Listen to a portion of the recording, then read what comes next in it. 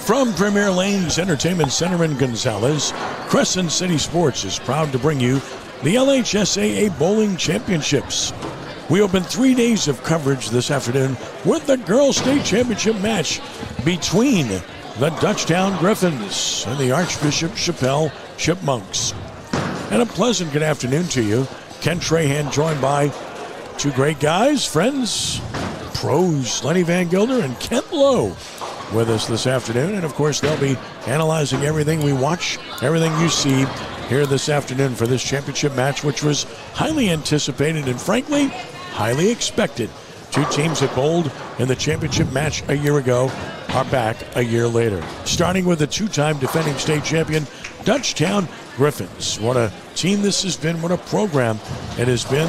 It's an amazing win streak that they fostered, 46 in a row now for the Lady Griffs, and it's been a team that has just been dominant, not just in this region, but statewide. Lenny, when you think about Dutchtown, you think about excellence, and the advantage for Dutchtown, and there are advantages on both sides, would be twofold. Number one, they've done it 2 straight times, and number two, they're in their home, so to speak. Yeah, absolutely. That is where the advantage lies here. If you're going to, because let's face it, as we look at this match, you're talking about a really fine line between these two lineups, and it's those are the two things that you've got to look at. You've got one team that has been there and done that, not once but twice, and they have not lost a match since the seniors on this team were freshmen. And they lost in the semifinals 3 years ago, and that was in Baton Rouge. They've won the last 2 championships right here in their home center and have not lost a match along the way. They're not a deep team, okay? They've only got 7 on their roster, but that's, but their lineup is solid, and obviously they've put themselves back in this position to be able to bowl for a title once again. And of course, as mentioned, undefeated, 13-0. Meanwhile, you flip the page to Archbishop Chapelle, 14-0 on the year, have been a dominant team all season long as well. And Kent, we saw this matchup a year ago. The advantage for Chapelle would be slightly in terms of average. And if you look at the 6 bowlers on each side, they have an advantage at 5 of those spots. Of course, it's a razor slim advantage, but nonetheless, a slight advantage. Well, when you look at the best averages in the state, Kenny, they have 6 of the top 29 bowlers in the state on this Chapelle roster. Of course, Dutchtown comes up as you look at the past championships, and there have been a few runs along the way. Dutchtown is going for the first team to win at least 3 since Denham Springs back in the first 4 years of the championship in 2005-2008. This is the matchup that everyone wanted to see this afternoon. The 2 best teams in the state. I think they've been that way all year long, and we're going to get to see them go at it one more time. They have combined, as you see, for 3 of the last 4 Girls State Bowling Championships. Just one division on the girls' side. There are 2 on the boys' side. We'll have those championship matches for you tomorrow. Let's talk about individuals as we watch practice shots take place right now. And it really starts with the anchor bowlers for each team, Lenny. When you're talking about Sydney Lee, you're talking about probably the best bowler in the state on the girls' side. And then, of course, Olivia Barron's outstanding, and both are going to bowl at the next level. Right. They will bowl at the next level, and look, and here's the thing, is we see this in a lot of these kind of sports. They've been friends. They've competed against each other for a long time. Their schools next year have already competed against each other in the postseason, and they were there to see it when they were at Colonial Lanes 3 weeks ago for the Conference USA tournament. And as you can see there, Olivia's headed to Louisiana Tech. Sydney's headed to Stephen F. Austin. Their teams bowled in a loser-goes-home match in the tournament, as it were. But both teams got to the NCAA tournament. These are both perennial top 10 programs, just like the teams they are bowling for now are among the top teams in the state and have been for a very long time. So, it's, these people, they compete against each other not just on the high school level, but on the youth circuit. And because they're 2 of probably the 3 or 4 best bowlers in Louisiana, they have faced off many times. So this is nothing new that they're going to face off here today. And Kent, these 2 teams were fully expected to be here, and they lived up to their reputations earlier today in the semifinals. Archbishop Chapelle, no trouble with St. Scholastica as they defeated the Doves 24-3.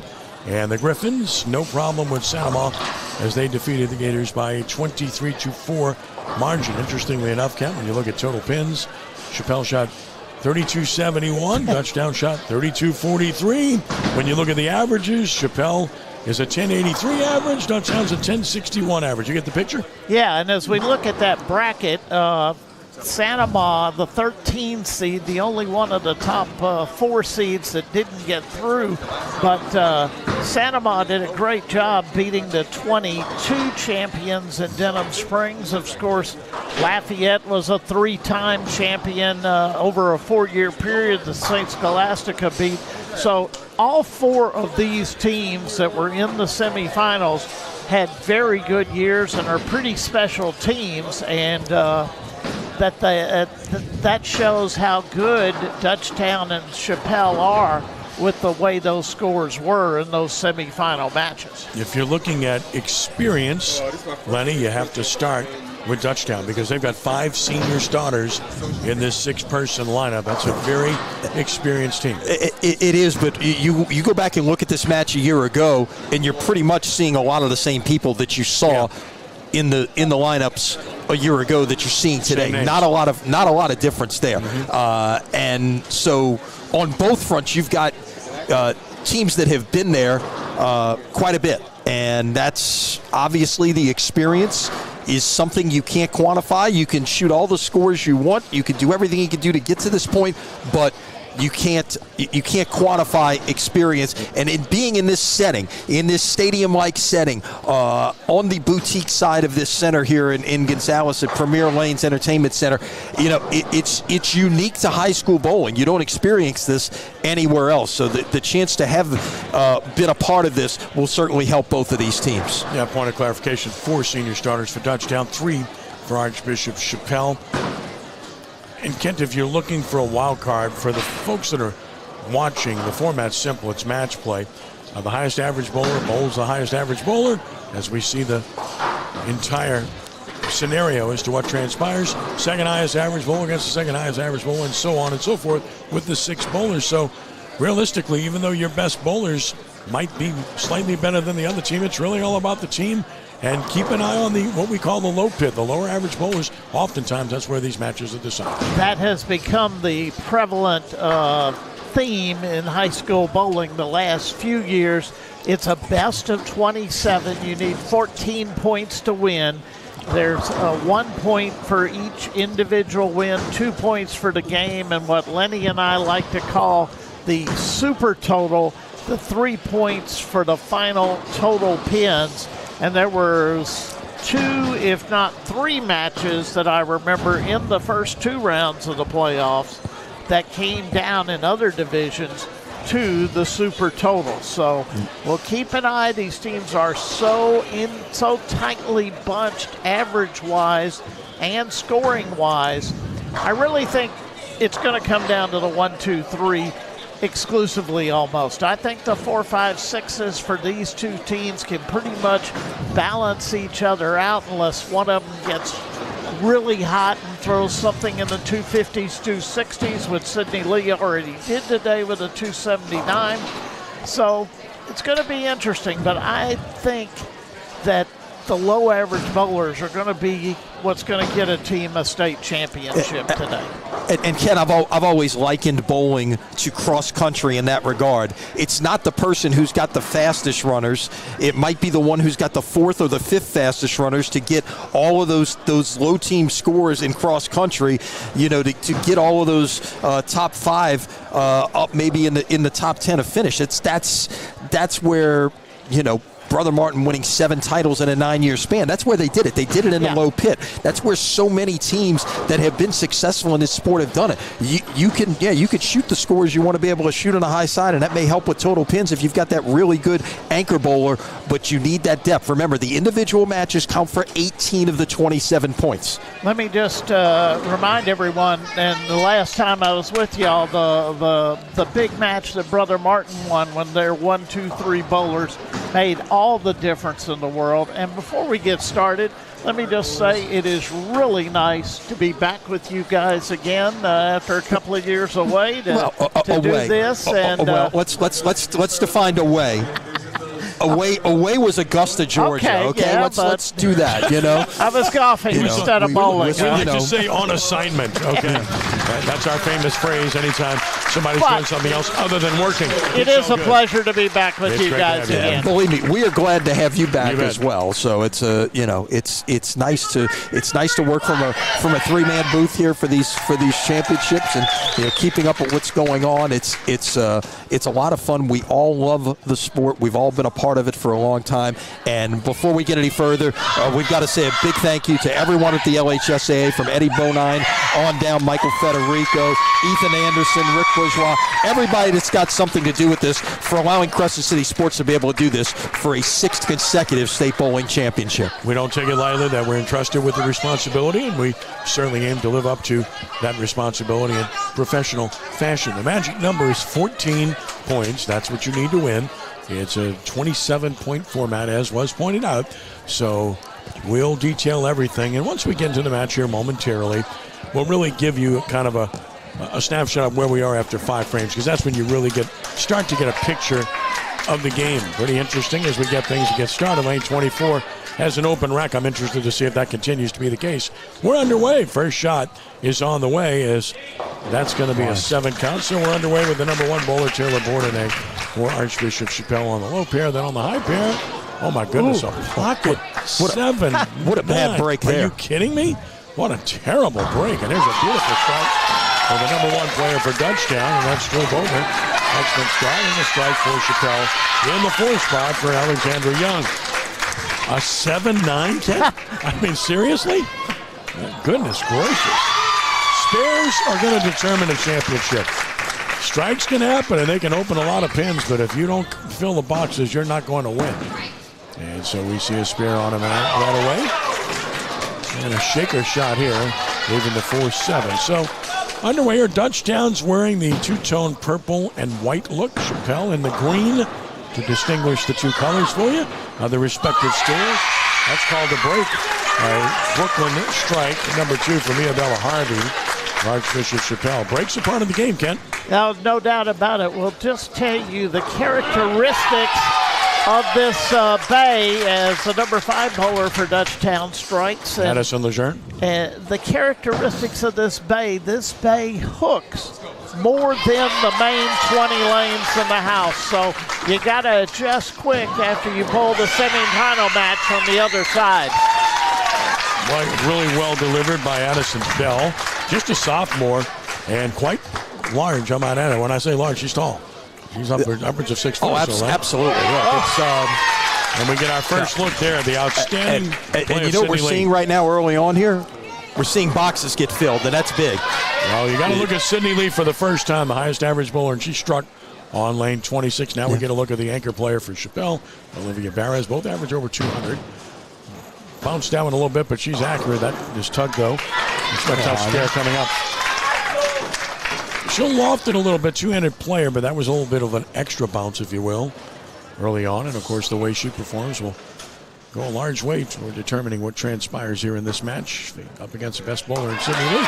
Let me say this, Kenny, all marks for the 1-2-3 bowlers of both teams. That's a great start. That's a really good cover there by Barres. And now a 4-pin cover here for Dutchtown as well. Again, good spare shooting early on. As I mentioned, that's why these teams are here. No doubt about it. And look, when you look at those averages, when it's that tight, it could come down to a spare. Kent alluded to that match that about sent me into cardiac arrest 10 months before it really happened, back in April of 2022. That match, 2 pins separated the 2 teams in total pins. Tough 5-count spare coming up here. There's a stone 8-pin and a perfect shot for Chapelle. And Alexander Young can't make a better shot. There's another good spare. Again, the spare shooting exceptional early on both sides. I'm not surprised. Addison Acord's the one that left the 7-9 on 26. She's come back, and now the very difficult 4-5-7, and takes 2 off of there. Yeah, it's tough. It's no fun to shoot from experience. No. Been there, done that, and don't want to do it again. How's that? You've seen it enough. I've seen enough buckets, buckets plus the 7. I could go on and on, but it's called nightmares. You wake up in the middle of the night. Oh, no, I got to shoot that? That's not going to be a spare. So we start to see our first open frames forthcoming here for both teams. We're early on in the second frame championship match. Two-time defending champion Dutchtown and Archbishop Chapelle, as we have Geismer and I don't care how many times you've been Metairie here. Kenner represented. I don't care how many times you've been here, Kenny. You got to be a little nervous out here first couple of frames. A really good stroke there and a 10-pin.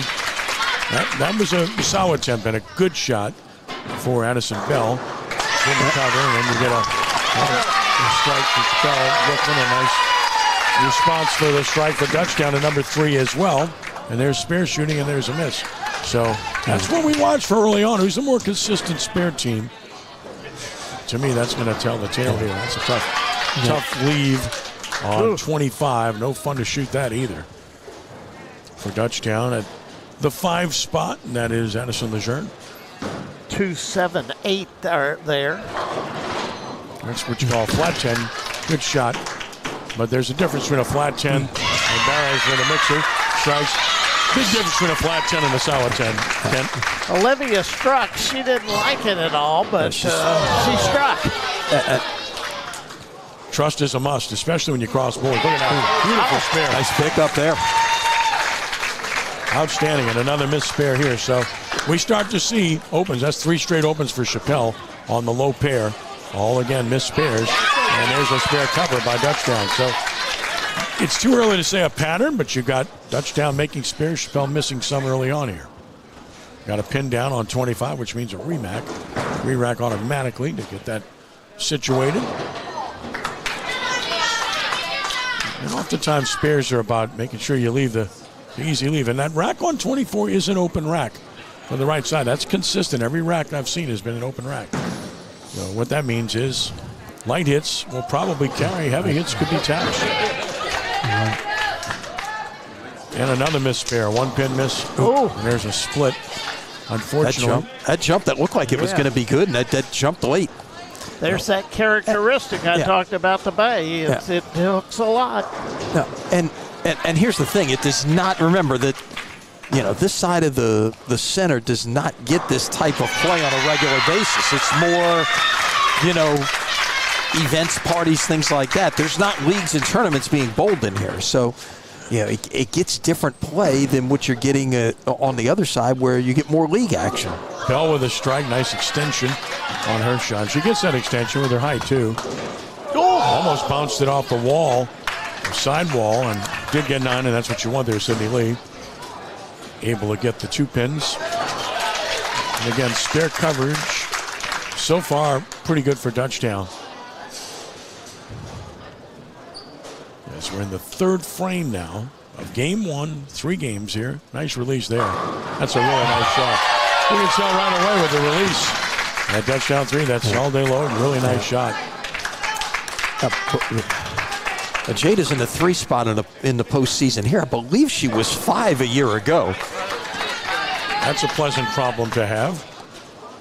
But again, there's not a lot of difference in some of those averages once you get down from the 6th spot. Nope. There's a stone 7-pin on a perfect shot. Yep. For Chapelle by Taylor Bourdonnais. There's nothing you can do about that. I mean, that's a perfect shot and a bad result. Yep. And spare coverage again. Impressive for the Griffins. And a good spare as well for Archbishop Chapelle.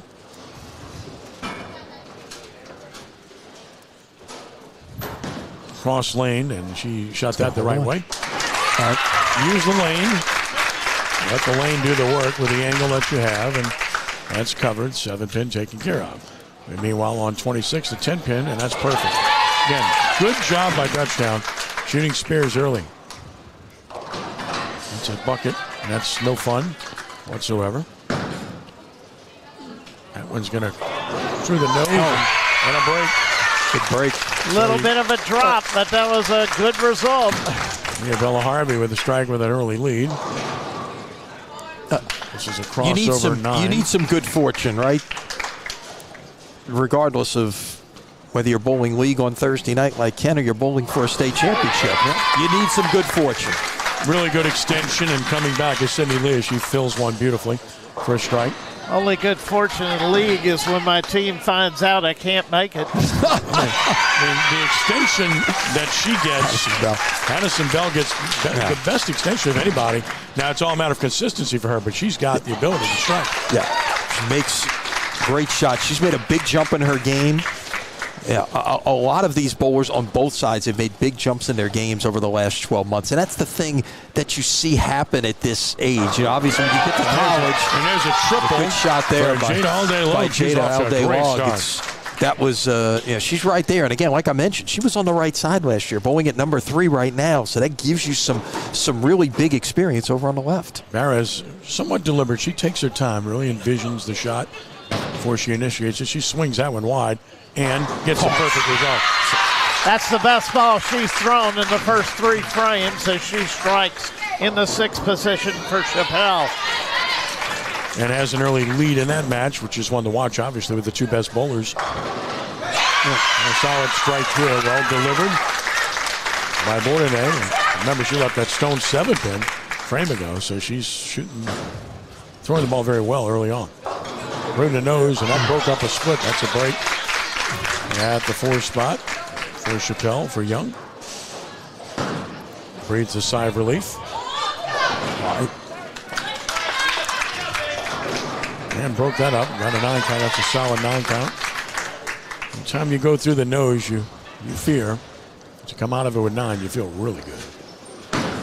Saez on 24, wide. Spear cover by Young, and nice spear here. Again, you make those 3 and 4 pin spears, Ken, you're in good shape. Yeah, exactly. Every mark helps your team. There's no doubt about it, and can gain your team pins over the opposition. Watch the extension of Bell here. Really gets good extension, but can't get the 7-pin out. Couldn't get the 7 out. Good shot nonetheless. Out. No one's going to carry 100% of the time. The thing that's got to happen here is now you've got to be able to make spares. Filling boxes is the key to winning at this level. Using the lane, cross lane to get the 7. Good shot. Very nice. Well, that double for Bell has certainly made up for the open in the 2nd, so she is back on track. And let's see now what All Day Long can do here. Tugged it. Still got 9 though. Ball held just enough. There's a split on 26. For Chapelle's 5th bowler, who is Hamilton. Bowled well earlier in the semis. Another tough lead on 23 for Boatner. Elizabeth was all over the pocket in game 1 of that semifinal match against SSA. Just couldn't carry. She shot 204. It could have been any kind of score. Again, cross lane for the 4-pin here. Well done. No problem. Tough leave on 23 and not going to get there. Tough leave on 26 and got it. Well delivered. So a nice pickup of a slip by Elizabeth Hamilton. Keeps that match right pretty much even. Pretty much even, 5 spot. The 1-pin match. number 6 bowlers both about to come up. Sydney Lee is there to strike. Nice shot as Chapelle wanted to take the lead. Dutchtown and Barris for Chapelle. Barris is about to shoot on 26 is the number 4 bowler. And she's got to get it wide here. We've seen that already. Yep. She did. That's perfect shot. Blew the rack. Sydney Lee is the number 2 bowler in the state. Gracie Dawson of Denham Springs is the number 1 bowler, and we'll see her Friday in the singles. And here's Sydney. Ooh, tough shot. Good ball. Great release. Great extension. Left the 6. So that leave Olivia's out to a 32-pin lead in her match at 6 right now, and she really wants this. It's you early. can just tell. I mean, she really wants this to be her day. Look at this leave on. Look at the leave on 24. I mean, the bucket without. Yeah, the two-pin fell back. The 4.58, that is unusual. You're right about you that. talk about hard to cover. I mean, you got to shoot that perfectly to cover. Well, you look at both of those anchor bowlers. They have both accomplished about everything you could do at the high school level. You know, we mentioned Chapelle won a championship in 2021. Olivia was an 8th grader on that team and was in the starting lineup in the number 3 spot. Okay, so she has a state championship. She wants to get a second. Unable to cover? Yeah. So Sydney Lee's got 2 state championships. She's got a state singles title. Olivia is the only bowler who has bowled in both finals since we've gone to the modified stepladder format back in 2023, of boys or girls. So they've both got incredibly decorated careers. Whoever wins this today, that's going to be a cherry on top. Yeah. We can now take a look. There's one pair, the low pair is way ahead of the high pair. The low pair has already completed 6 frames. High pair is only. They've had a little bit of lane trouble on 25 with some pins dropping here. That's kind of slowed things down a little bit. Right, so we'll analyze the matches here momentarily since we're getting to the midway point. There's a flat 10 pin. Well delivered shot, but couldn't quite slap out the 10. That's wide and a 7 count. So we're looking at the matches right now. Chapelle's got the lead at number 1 as we look at the low pit.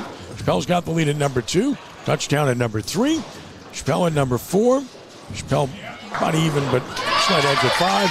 And then at 6, Chapelle has the lead there. So a slight edge to Chapelle early on. But as I stress, early on, strikes can change things in a hurry. And that's a good spare shot to convert the 10 pin. And a good spare shot to convert the 3-pin spare.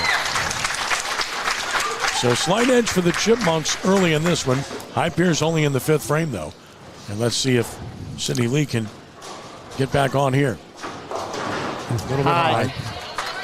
Good release here, but slightly wide. Bucket without the back pin. And now Chapelle's number 2 bowler, Harvey. Broke it up, got a 9 count. And we get a look at Hamilton about to go on 25. And of course, Lee trying to convert next to her on 26. First up, spare attempt here, no problem. And got the spare as well. And got another spare. Fill the boxes. And see how well that shows up late. Now Hamilton on 25. Perfect shot, great shot. And a stone 9 pin on 23. Ouch. That's smart. Good shot delivered by, well, you can't make a better shot when you leave a stone 8 or a stone 9. Typically for right-handers, it's the 8 pin, but that was a 9, which means it was really, really filled in the pocket, tight as can be. Now for the conversion. Good extension, no problem. Big, huge shot coming up on 25 here for Barras on a turkey. And a split here for Chapelle at number 1, which really opens up that match. Now Barras, let's see if she can find more distance. She'd better, the early on, the more you have a chance to get on top of Lee, you better do it. And again, watch if she gets it wide. She gets it out to about 5 or 6, she'll be good. She got that wide. Once she come back, there it is. I mean, if she gets it wide, she gets it to 5 or 6, she's going to get the reaction. On these lanes, with that characteristic on the back end, especially on 25 and 26, that shot will play for a long time if she gets it out. So Barras with a 4-bagger. Solidly in control of her match at this point. Now we focus on the low pair on 24. That's wide and the 7 count. Back to the high pair and another 10 pin. She's left 2 flat 10s, which means she's throwing the ball well, Kevin. When you leave a flat 10, that means maybe a board adjustment, perhaps. Entry angle into the pocket and those type of things. That's a chop, and that's an open mark, open frame. So that match tightens a little bit as well. Again, Chapelle with the edge. That's a good spear. Hamilton continuing to fill the boxes. She's making 10 pins, Lenny. That's big. Well done. Yeah, absolutely. While we have a moment, Ken, let's tell you that today's coverage on Crescent City Sports is brought to you by Ochsner Andrews Sports Medicine Institute, treating more than 30,000 athletes a year with innovative treatments for sports injuries. Visit Ochsner.org/sportsmed to learn more. Appreciate Ochsner and their continued support of what we do here at Crescent City Sports. Lejeune is wide on that shot. Got a 7 count. Double for Dutchtown in the number 2 spot, which tightens that match. Really tightens, in fact, could be right back in play. And that one is wide. That's a tough spear on a 6 count, no less. Perfect shot there. Can't make a better shot than that. Hamilton, she takes an 11-pin lead in her match. Oh, there's a break for Dutchtown, and you've been looking for one of those, and you got one in the number 1 spot for Boatner. Tough spears to shoot, and both missed. As we get a little bit later into the game. It just got a little bit tighter at 3 right there. It's down to a 15-pin lead for Alde Logue at the 3 spot. Yeah, that was her first open frame. She's bowled a beautiful game. And that match is in play. Now Barres, she got it wide. Not quite enough. Not as wide. No, did not get it out early to enough. about the 5 or 6 board, and that one came roaring back. Seen a lot of bucket-type hits on the low pair, 23 and 24. A lot of those leads. 23 seems a lot tighter It does. than any of the other 3 lanes. That's a triple, and that really puts that match in play. Beautiful strike here. Sayas just took the lead in that match too with that strike. That's a big strike. The triple puts her up by 4 pins. And it's in the 9th frame, no less, so she's in position to win that match now. Yes, you got about 3 matches that are swing matches that I call swing matches right now. Good release here, but turned it over. Got 9 out of it. I do like her release. Likewise. Well delivered spare. And on 26, almost a crossover, but not quite. That's wide. That's wide. Way wide on 25. That's a big, tough spear to shoot. That match will tighten up if she can't make that.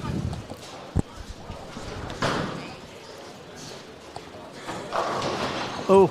5-7. It was what you call not a good entry angle, and that really is going to make that match in Dutchtown's favor at number 2. And Dutchtown at 3 is ahead as well. Spear for Dutchtown at 26, and got it.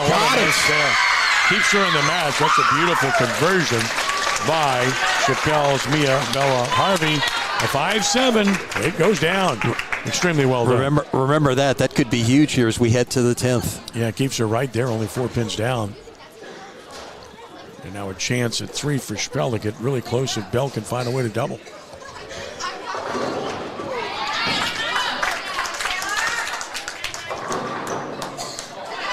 Shaker 4 wouldn't go.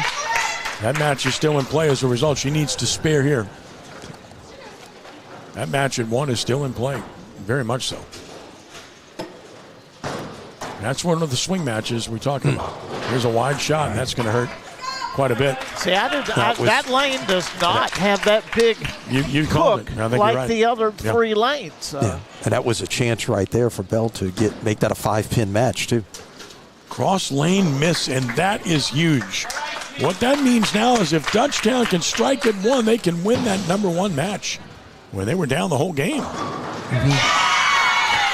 Triple for Chapelle.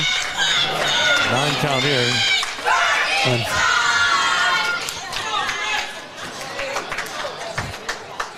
So some tight matches here, to say the least. Comes down to last frame on the low pair. 5-pin. After converting the 5-7, very similar hit, but as Ken said, the left lane is tighter. So 5-7 on the left lane is a 5-pin on the right lane. Here we go, lane 23 in Boatner. It's a huge shot Boatner, right here, potential if she point. strikes here, she can win the match. Wide. That's wide. And no break. So Chapelle will win at 1. Here's the release, and Barres has bowled a heck of a game. And there's a miss by Chapelle of a 5-pin, no less. So that match is pretty much over. At 2, that's going to be a Dutchtown win. And there's a double for Sydney Lee. 5 pin's a tough spear to miss because that's right in the center of the lane. One you expect to make. There's a spear. That's an important spare at 1 just because of the pin count. Yep. Right. Yeah, the 5-pin miss just now probably cost Chapelle the match at number 2. Well, and there's still 2 is not over yet, but it's certainly playing in that favor. You gotta get 9 on the first ball, or you've got to make a spare. If not, well delivered strike by Bell. Right for Hamilton. And a 10-pin here, so Boulder finishes at 156. 8-cord to convert to 4-pin rather, makes it. So Dutchtown's going to win at 3. Chapelle won at 1. Dutchtown's up at 2. And it's a double, so a nice finish here for Bell. Boy, when she looks good, she really looks good. It's a matter of consistency with that extension that she gets. This is a good location. And a good result. And there it is. Oh, that's a winner. And it's what a great job by Sayas turning this around. She had 67 and a 6, Ken. Yeah. She's got a chance to, and Ken got a chance to go out for 187 now and take that point at 2. 179 game for Bell, which is 2 pins above her average, but can't win the match. Beautiful shot. That is a 4-bagger. Chapelle lining up some pins on the high pair.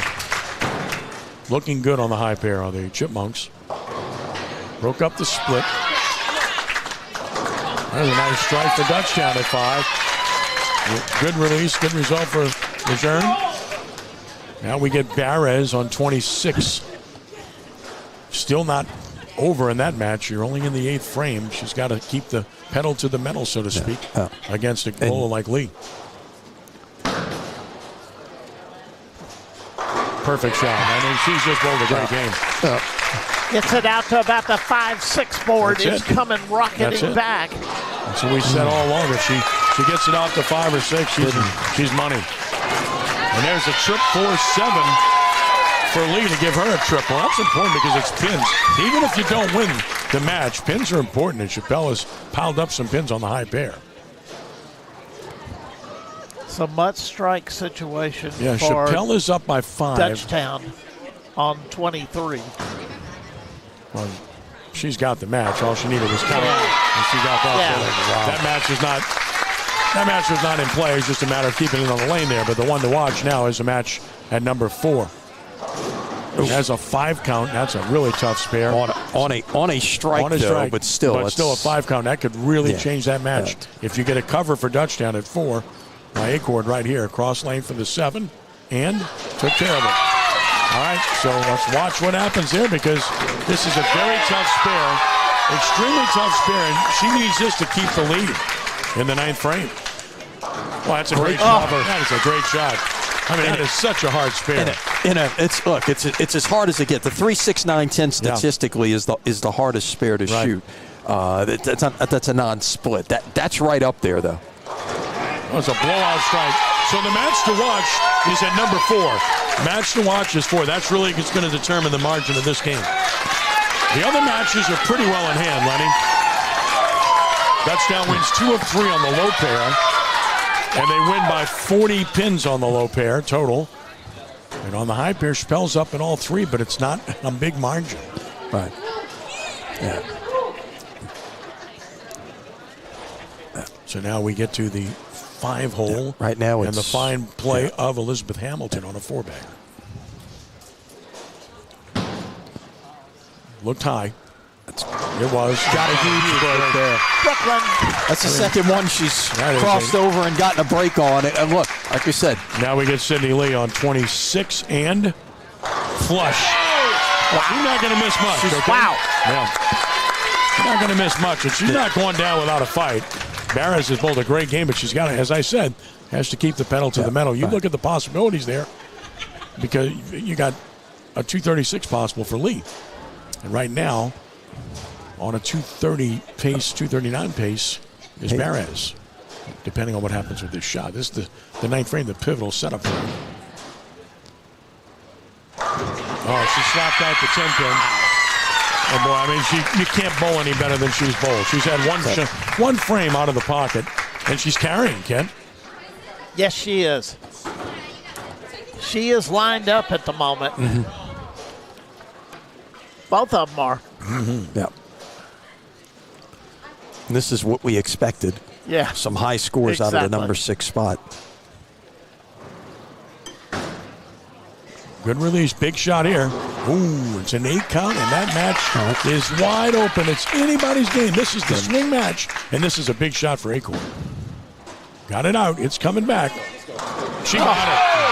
That is a huge shot. She's 4 down, but with a strike, she wins the match. Now she could get up and strike and win this. To win the match, although she can win the match if we don't have a cover here by Alexandra Young. Here it is for the 6-10. And got it. So she forces the strike here. So here we go. This is really the match to watch, as I said. Acorn must strike here if Dutchtown is to win this match. Got a chance. Yep. And she wins the match with a decent count. What a job coming through there in the clutch. Wow. Throws a double in the 10th frame when her team needed it desperately. That's the kind of shots you need to make in clutch situations to win championships. I don't know, Kenny, when that ball hit the lane, you could just see the way it was rolling, and it was right in there. Yep.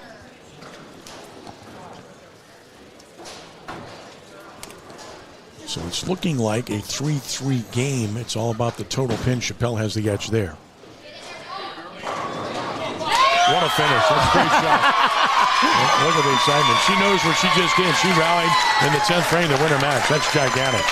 Because what that does, I mean, there's a big difference between 5-3 and 6-2. Big difference. Well, and look, because they're both on doubles right now, total's not over. No, it isn't. Total's They'll have to fix. Over. Total is not over at this point. Remember, it's right now. It is. They're going to have to. They fixed the score to 183. It gave her the strike incorrectly. It's still a 79-pin match on the board. It's 70. It's 79 pins on a high pin. But everybody's on strikes. Yeah, but everybody is on strikes. With a double up. Good shot. Perfect. Perfect shot by Lejeune. Speaking of pins, now let's see if Hamilton can match her. Touchdown coming through in the 10th frame, and so does Hamilton. What a great shot that was. And she shows no emotion, like just, I got this, no problem. So, do me once, I'll do you twice, right? Here comes Lejeune with a triple up. I mean, you look at the high pair, and these teams are on par to shoot 600 on both sides. Chapelle already has. It's just good bowling. Everybody quiet as Lejeune goes for 4 straight. Good release. Wow. People say, how do you know? Well, we watched the game a long time. We know where the shot is, and you just look at the release. Now Hamilton trying to match her again. Sent it wide.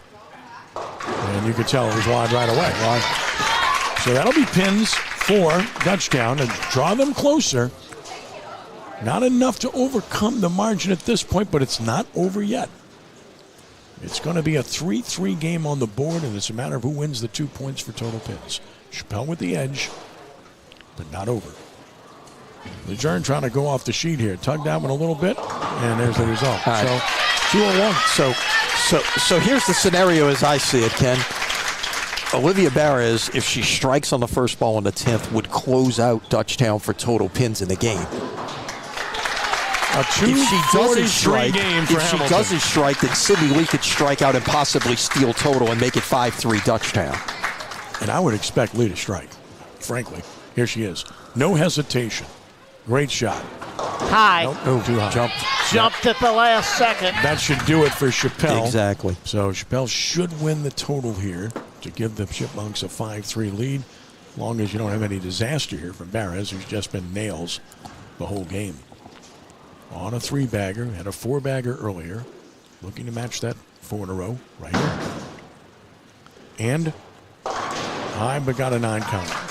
And that's a relatively easy spare. So didn't pick up pins, but didn't lose anything in the process. So the margin's going to end up, well, let's see if they make the spare first. This is not an easy spare. She makes it look easy though, doesn't she? Now Barres for her spare. And no problem. So we're looking at about 30 pins here, or something of that margin here. Total, right up in there, which means anybody's game. I was told there'd be no math here today. We do our best to keep our viewers informed. Great extension, great result. 213 game for Lee. She's a 210 average bowler. Put it in perspective. Barres trying to shoot 248 here. Exactly what she did. 243, 248.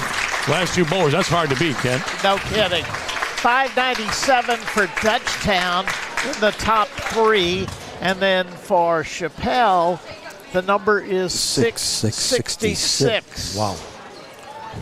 666. Chapelle shot 12. What did they shoot? They shot 11. They shot 1160, and Dutchtown shot 1131. So it's 29 pins the margin at this point. I said 30. I guess I was close, right? That works. We did all right with that. So it's anybody's game, but it's only 29 pins, as you might imagine. But really competitive first game, much like we expected. And Chapelle has a 5-3 lead after one game. And we'll take a brief break here. We'll be back with game two in just a moment here on CrescentCitySports.com. 29 pins going to the second game.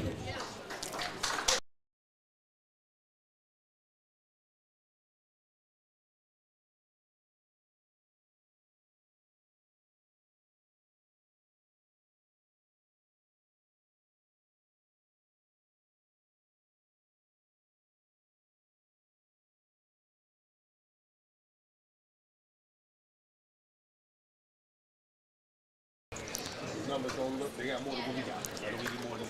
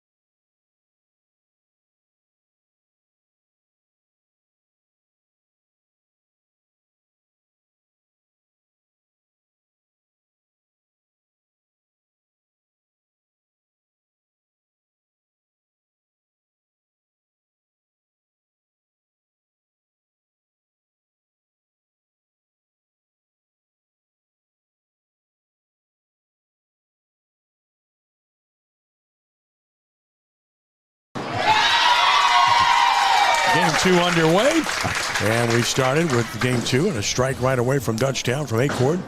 Get it started on the high pair. Hamilton leaves another flat 10. She's left several flat 10 pins so far, Hamilton has, so she's around the pocket. It's a tough adjustment because you're in the pocket. But again, you probably have a board adjustment maybe to a board. Try to get that punch to get finished, but as a bowler, you feel so comfortable because you're hitting the 1-3 pocket. Yeah, you're just trying to get the ball to go through the pins on that shot. Wash out, unable to convert. For Dutchtown for Boatner as we start game two, a 29-pin lead for Chapelle. Total pins wise, Chapelle with a 5-3 lead in the team scoring after one game. Ken Trahan with Lenny Van Gilder and Kent Lowe from Premier Lanes in Gonzales here on Crescent City Sports. And unable to convert the 10-pin here. Flattened it up, but just not the right angle. Lejeune, solid 10-pin. So there's difference between a flat 10 and a solid 10. That is the 6-pin wrapping right around the 10. Good shot. Zayas release. That's the lane that doesn't run, and it doesn't come back. There's a solid 10-pin for Hamilton. We had the big game in game one. It was all about Hamilton and Barres in game one. I mean, when you're talking about two bowlers combined for 491. Lenny, let me ask you this. Do you think any of the boys semifinalists are just watching this for characteristics tomorrow, what they might see on these lanes? Because it's very obvious one lane is much tighter than the other three. I think coaches are. I think, remember this, like we talked about, a lot of these bowlers are all friends. So in a lot of cases, they're watching to see their friends compete. Sure. So the Chapelle bowlers are friends with all of the Brother Martin and Jesuit and Rummel and Shaw bowlers, and even Belchase. You got 5 of the 8 boys teams who are from the New Orleans region, so they know a lot of them already, and they want to see what's going to happen. But right, I think part of you wants to see what's going to happen with the lanes as well. Well, again, and we can detail the family ties and the deep ties between schools as well. Barra strikes again to match her opponent, Lee, in the first frame. First of all, you got Rummel and Chapelle, their brother and sister schools, and Olivia Barra's brother goes to Rummel, and so you've got those ties. Then you got Chapelle's coach, Dorothy Himbert, who's the wife of Brother Martin's coach, Bruce Himbert. So you got deep ties between those two schools as well. And big conversion here on the 5-count washout by L. Day Log there. That's huge. And then you get the family ties. You mentioned Belchase and Archbishop Shaw. You got deep family ties there, Lenny. Well, yeah, you get the DeVidros family, which is, I think they run high school bowling on the West Bank, right? It's Denise and Gerald coaching Shaw. They've got one son coaching Fisher. The other son is coaching Belchase, and it's not out of the question we could see a Vidros family reunion in the finals in Division II tomorrow. So a lot of ties that bind, especially with the New Orleans area schools, when it comes to the state championships this year. Double for Dutchtown at number 4 to start off. Acord, who closed out by winning that match in the 10th frame last game, continues on her run. Well, the reason I asked that question is because, there are certain characteristics with these two pairs that I think maybe your coach would maybe mention tomorrow in planning if you get this far. Bruce Himbert is here watching his wife. Todd Bourgeois, the Jesuit coach, has been here watching all day. So he is certainly, besides the fact that, again, he knows a lot of these girls. He's watching to see, hey, if I'm in this situation, what is happening here? What can I convey to my team? Well, I can tell you right now, you can pick up, there's a double, beautifully shot by Sidney Lee. Right now, as Kent's mentioned, 23 is a much tighter lane. 24 has an off-spot rack, so you can spot. As a coach, those are things you pick up on right away, so you get some sort of idea. And then you get to the high pair, and they hook more. They hook a little bit more, it appears. So, yeah, there are characteristics. Denise Jeanette Barras was out of bounds here. She threw that ball out to about the 2 or 3 board. Proverbial PBA washout there, the 1-2-4-6-10. Yeah, she went way wide there. And kind of turned her body to do it. So when you swing it wide, Ken, you've got to stay square to the foul line. You can't open up. You open your shoulder. That time, she opened her shoulder and went out to 2 or 3. More than usual. Again, she's going to do some of that by nature as a two-hander. And gets a 7 count as well. So that's a huge some margin of that, early. obviously, it's, it's a little bit different mechanical game being two-handed versus one-handed. And obviously, we're seeing much more of that at the youth level. Olivia. Nice spare here. Yeah. Olivia, like many of these young bowlers who are bowling with two hands now, grew up, watching Jason Belmonte bowl. That's where she started to go to him. Strike for Young. Yeah, Joshua, her older brother. Well, no, not so much, but yeah. Looking for a 3-bagger here. And trip to 4. So Acord's turning out to be an MVP for Dutchtown early. She won that last match in the last frame last game, which was big. And she starts off this game with a triple to have the lead in her match. Shaker 4-5. Man, that's tough. That lane is tight, no doubt, on 23. Yeah. You got to execute.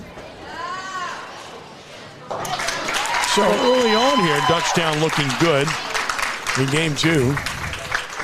But it's early. One thing you'll have to watch here as we get into the middle of this game, lane transition. What is happening with the lanes after repeated shots going down? Nice pickup. That's a great one covered by Bodner. Another 10-pin left by Hamilton. And a 5-pin here. And now Lejeune looks for a double. Smooth release, a little wide. And you could tell right away it was a little wide. Tough spear cover coming. No problem with the 5-pin here. for Chapelle with Bella Harvey.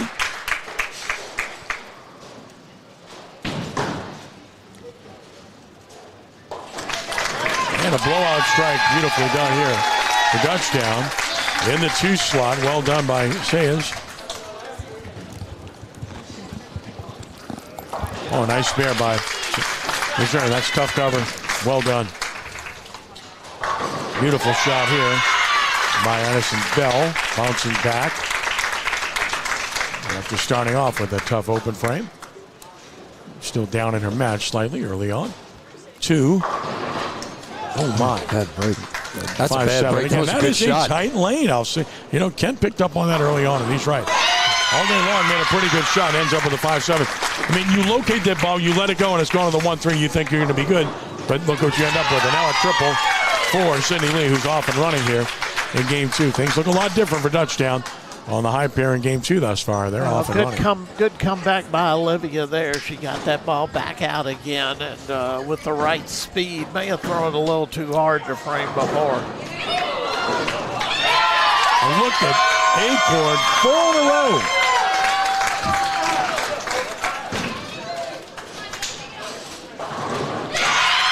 Hamilton trying to stay with her. She's got 3 in a row. It's pretty impressive, Kenny, what we're watching I said Hamilton here. Young. Alexandra Young, pardon me. Yep. Some terrific shots across the board. Alexandra Young with a 3-bagger, and she's throwing the ball good. She left the flat 10 in the first frame. She's had the ball in the 1-3 pretty consistently. Lejeune with that smooth release. A little wide again. Got it. Nice shot here. So a strike for Chapelle by Taylor Bourdonnais. Great crowd here this afternoon in Gonzales, and I know we'll have a huge crowd here tomorrow. Says with a broke up the big 4, but still a split. And a strike for Chapelle. Isabella Harvey. And a strike for Hamilton. We're in the 4th frame. We'll set the stage for you once we get through 5. Double wood spare here, cross lane. Beautiful. It's impressive. And now unable to carry.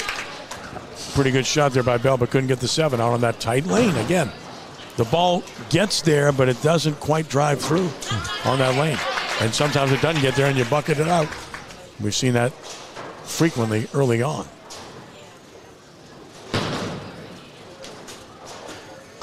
Barres blows the rack.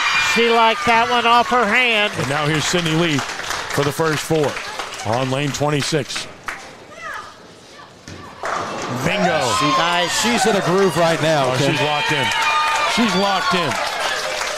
And again, Dutchtown looking great on the high pair. They've got 2 players with 4-baggers. There's Acord. It's been their MVP thus far. Another good release here. And another perfect shot. Wow. 5 straight. She is fired up. I mean, Addison Acord's a 177 average bowler, and she's bowling maxed out right now. Young couldn't match her, leaves a 4-pin. Stone 10-pin here. That was on a strike, so that's smart when you make a good shot like that, as Bourdonnais did, but could not cover. Dutchtown, good spill with the 10-pin. And 7-pin here.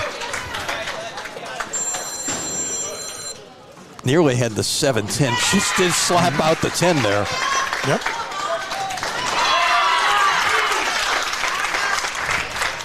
All right. Chapelle not bowling badly at all, bowling fairly well, but Dutchtown's bowling terrific right now in Game 2, and definitely a slight edge to the Griffins here. Sayers goes wide. That's not going to get back, but got a good 8 count. Yeah, it is very slight, and we'll, of course, get into that a little more here as we reach the midway point, but... Oh, boy, that's the rack. Guys, that's the rack right there. Mm-hmm. That's the open rack. Remember what I told you. A light hit will carry with a rack that's open. Heavy hit you'll see that kind of result.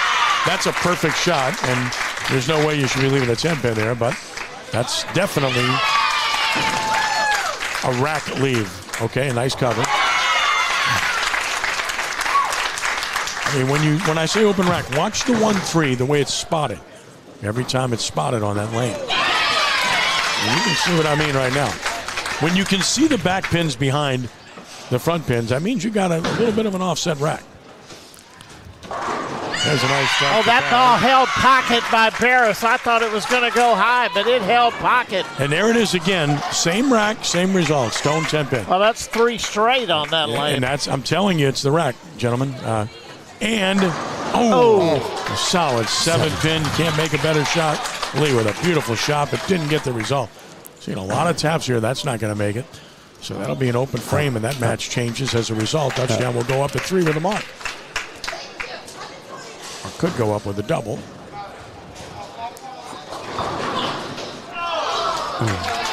Didn't happen. Well, Acord with a 7 pin, so there goes the 5-bagger, but another good shot.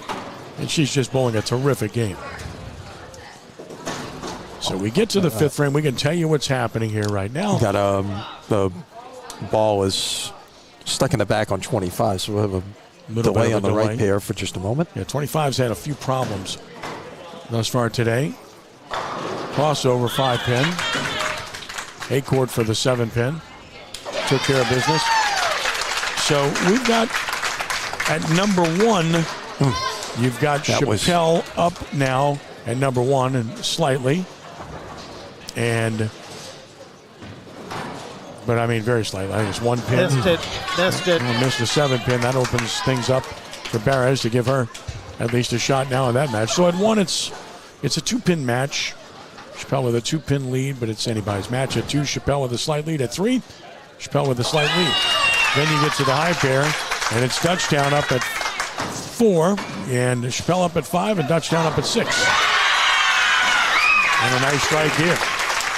And Young, a little wide, got a 9 count. So Dutchtown got off to a great start. Chapelle's come back a bit and put themselves right back in this one. There's Lejeune for Dutchtown on 26.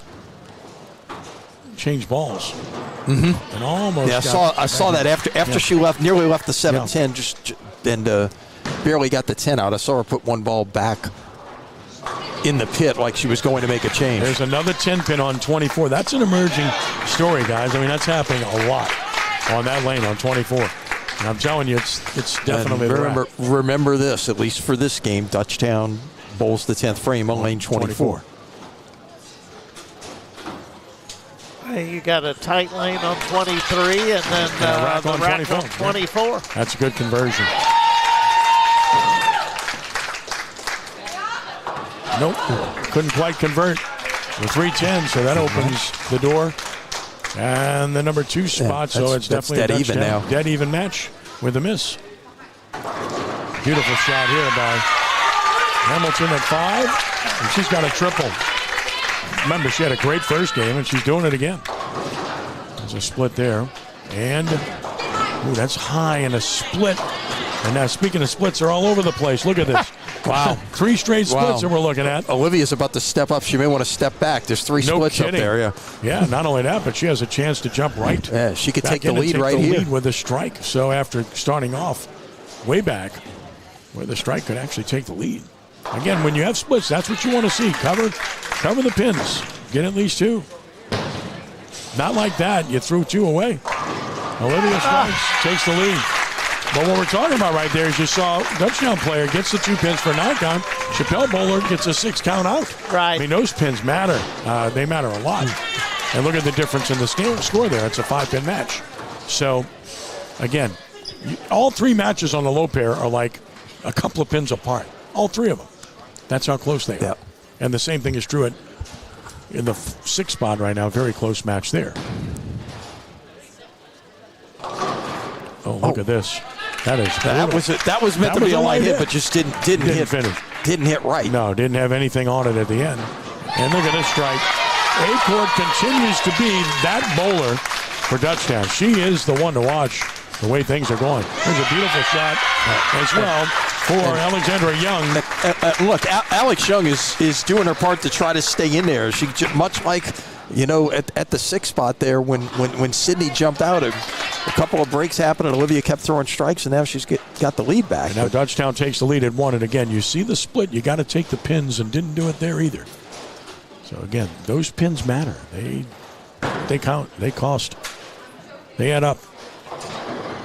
Shaker 7 pin, pretty good shot. No result. Here's a beautiful shot. Well executed for Dutchtown by Lejeune. That's way long. And a good 9 count.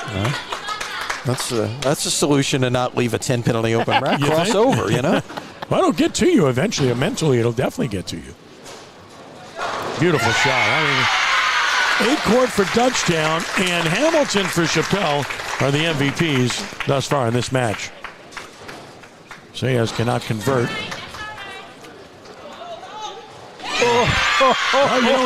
All you need to do is touch it, right? Look at this. Blowout 10 pin. Another great shot. Lee doesn't get the result. Let's see. And now Barres on a 4-bagger has a chance to add to her lead, but she backs off. Stepped off the approach. I don't think she likes the rack. No, I think she wants to re-rack it, yeah. I think there's a pin missing in the back. I think the 9 pin is there. You're absolutely right, Ken. 9 pin's gone. That's why. Crossover 7 count. That is set wide. And that's there it. You go. That's there you what go. I'm talking about. Get the mixer, get it wide, and let them mix. That's the hit that's going to carry on 24. I've seen enough. I think we've got the read on these pairs right now. And now after the re-rack, let's see if Barres benefits from it after the 9 pin wasn't there. Good spear there on 23. That's an important spear at that. All right, here's Barres. That crossed over in a 9 count. So that match, a little bit left to target right there. Yeah. That match is anyone's match at 3. It's a 7-pin match. Oh my goodness. Again, the rack, 8-10. And I'm not saying it's all the rack's fault, but it definitely is a factor on that lane when you hit the 1-3. It doesn't help. Yeah, that's 6 count here. Tough spear coming. I know what I'm blaming my bad shots tomorrow night at league on. All right, we got to look at 8 Cord and Young now. Both of them are bowling extremely well. Right. On 25 and 26. First a tough conversion coming up for Borden Day here, the 1-2-4-8. But if she can, that is an even match at number 1. Here's Young, and she threw it good, but a little bit wide. So here's the conversion attempt here. That's tough. She got it. Well done. Well done. That's a big spare. She gets even at 1. And 8 Court can't strike, 4-7, but Hamilton didn't strike either, so 8 Court keeps the solid lead there of 21 pins in the first spot, assuming both convert spears. Here's Young. She does. And now here's 8 Court, cross lane for the 4-7. No problem. Sayas stuffs it. Beautiful shot. Keeps the pressure on her opponent. Needle mark. And got it. That's a 10-pin match at number 2. So again, we get closer and closer. It gets tighter and tighter.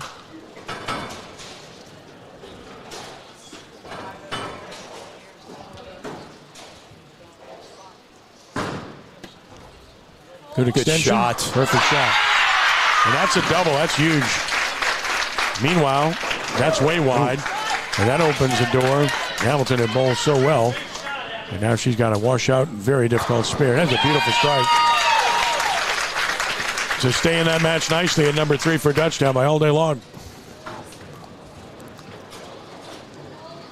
That's high. Unable to double, and she really needed to there. Have a chance. Now Boatner.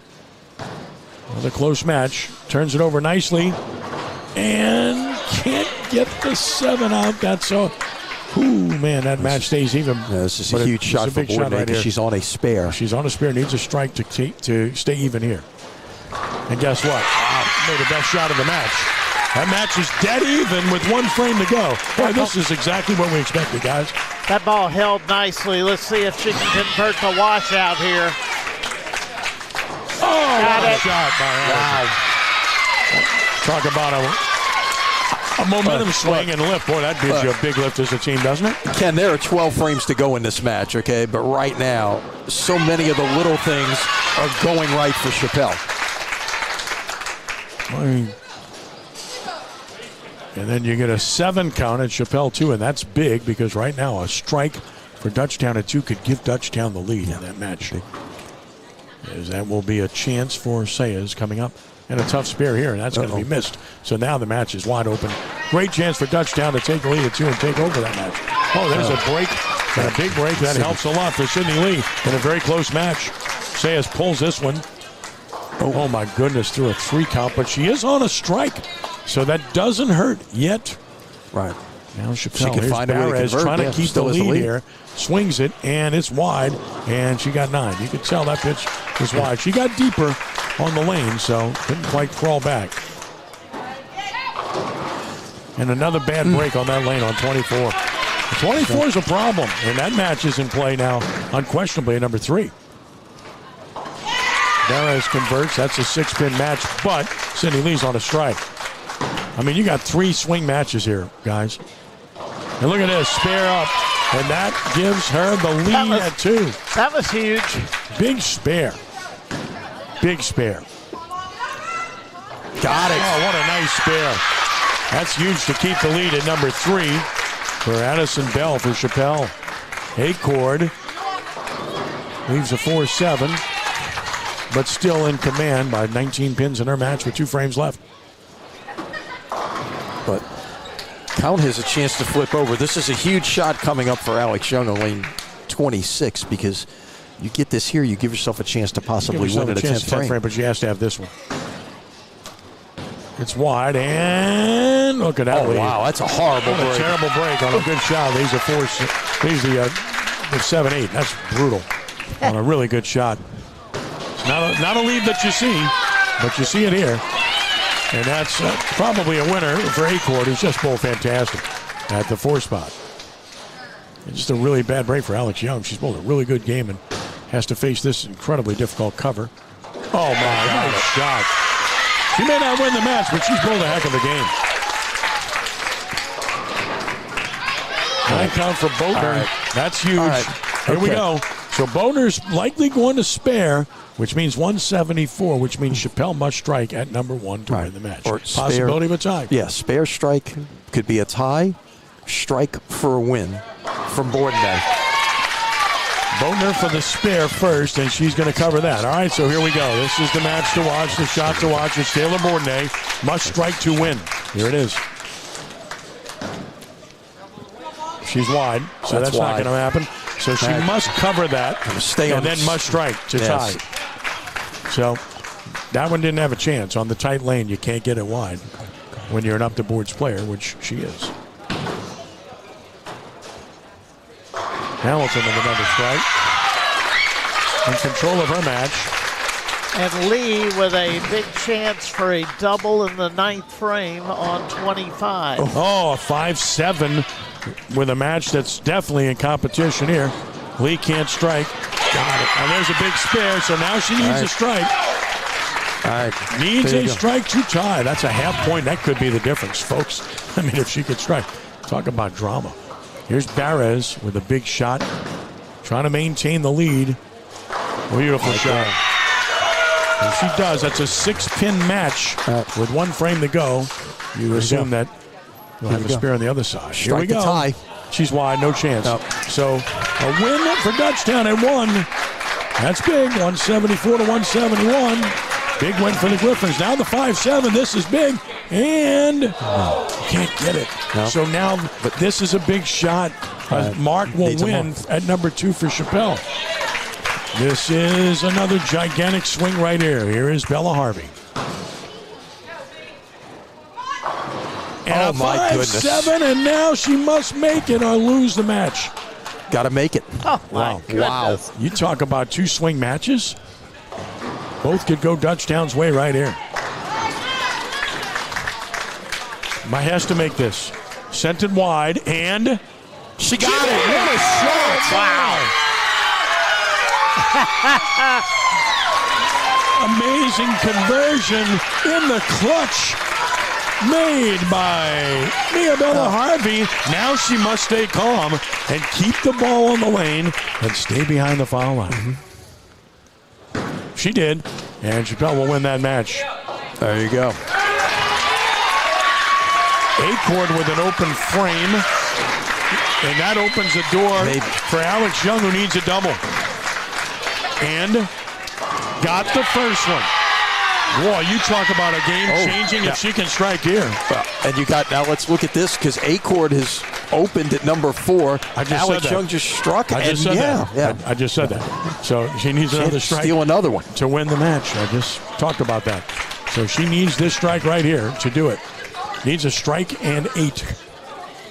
Just talking about these swing matches, 3 in a row. But that's the kind of matchup this match is between these two closely matched teams. And that's a lot of matches. Oh, good shot, 10-pin. All right, this is it for the win. Needs a strike. Looks high. Oh, it's perfect. Now it's not over yet, Lenny. She needs 8. Those 2 shots right there, the strike in the 11th and that split conversion, are now the difference between 12-4 and 10-6. Yes. Well, she still needs an 8 count. So she gets it wide, 7 or less. 7's a tie. If she gets it high, big 4, anything of that nature. Look, a lot of possibilities here. Yeah.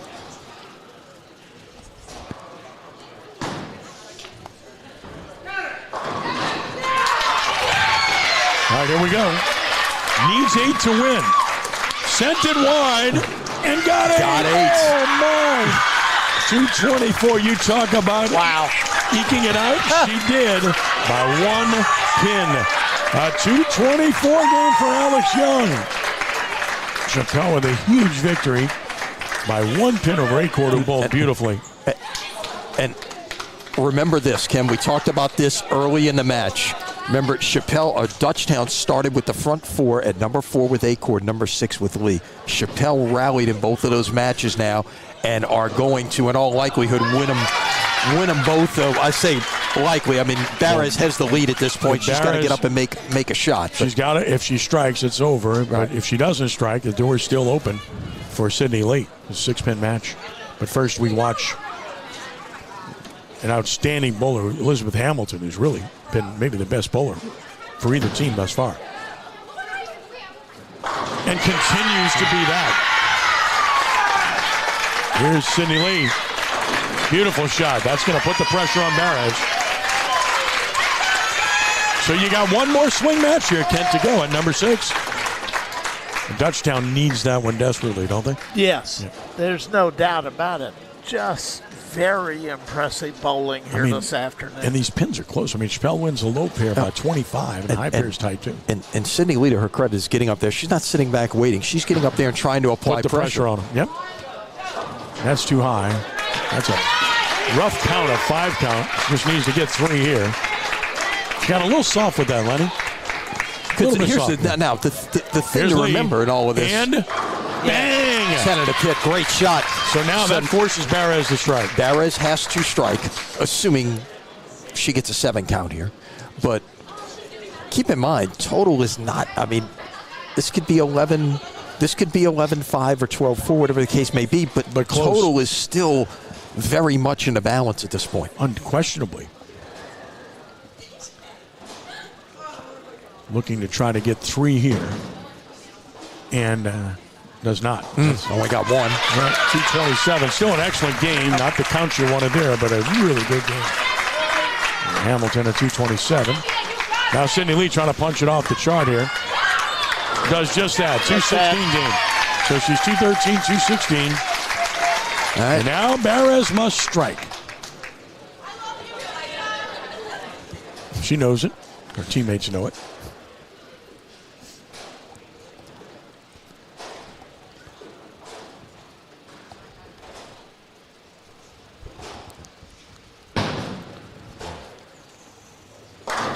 Oh, my goodness gracious. She made the perfect shot. Oh, my. And left a stone 9-pin. If this match goes down to the last frame of the last game, remember that shot. That was for a win. And now Dutchtown wins at number 6 And you can see her frustration. I mean, you can't make a better shot. Kent under pressure. No. That's perfect execution. No, it's as quiet as it's been all day with her up on the approach. And just executed perfectly, and bowling karma didn't react. Just bad fortune. Finishes it off here. And of course you carry now. She's like, oh, of course I carry now. That's a Dutchtown win. So at number 6, Chapelle wins the game, and we're looking at the total now. We'll update the totals here for you. What has been a very high-scoring match, obviously. It is 11-5 is your score. We know that, but it's all about total, yeah. As soon as all the animation graphics go off the screen, we can update the totals for you. Chapelle leads total by 93 pins. They're down by 15 on the left pair. They're up by 108 on the right pair. So it's plus 93 for Chapelle going into the last game, leading it by the score of 11-5. One thing we forgot to mention, Ken, is our coverage on Crescent City Sports is brought to you by the Greater New Orleans USBC, serving men, women, and youth bowlers in the New Orleans area. Check their website at gnousbc.org or their Facebook page for their latest information. Come out, support your local association, and have fun doing it. Well, stage is set, 11-5. Lead for Chapelle. A brief timeout. Back with our third and deciding game in a moment here on Crescent City Sports.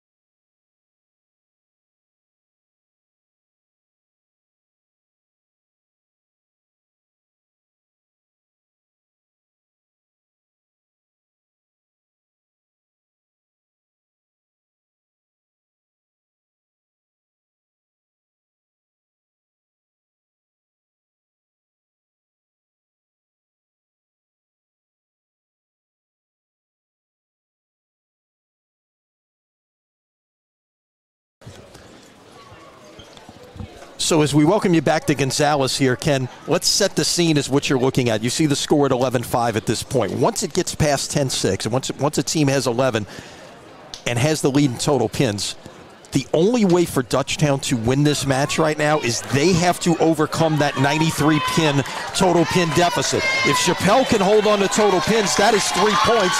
That is 14. That is what it takes to win the match.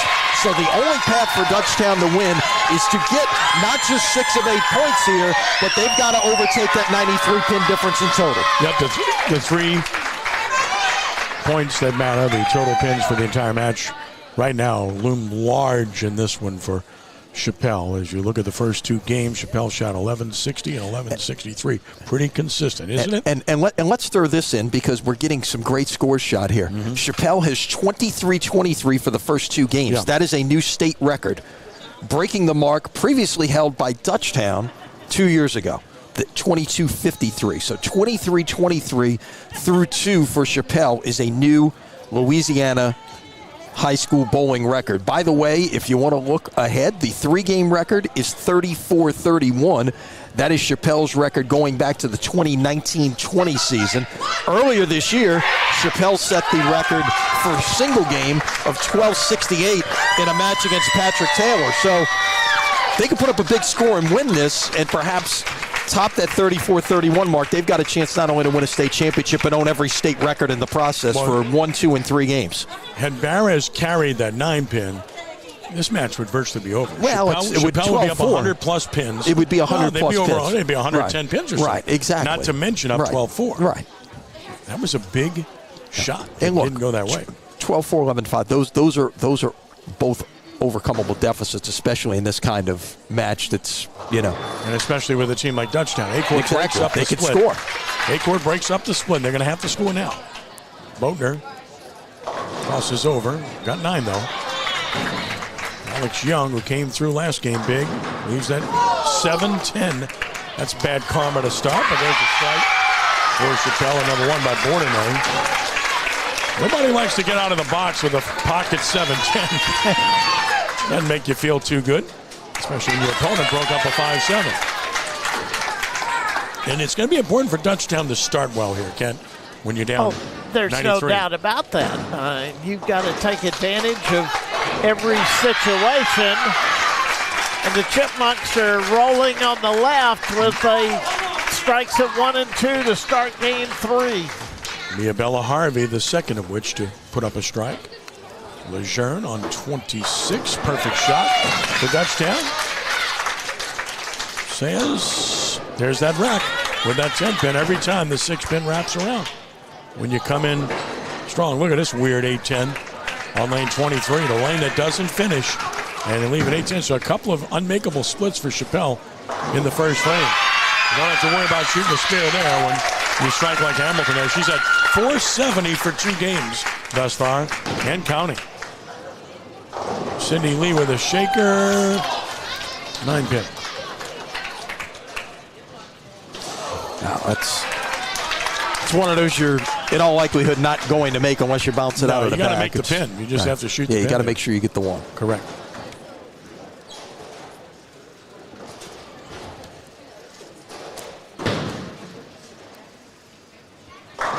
And there's a wrap 10.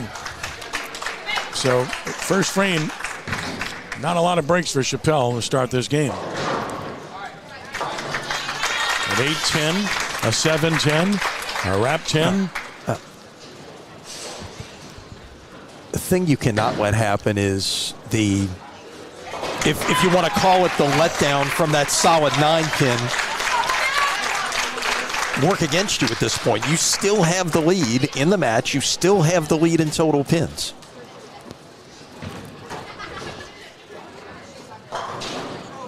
Tough cover there.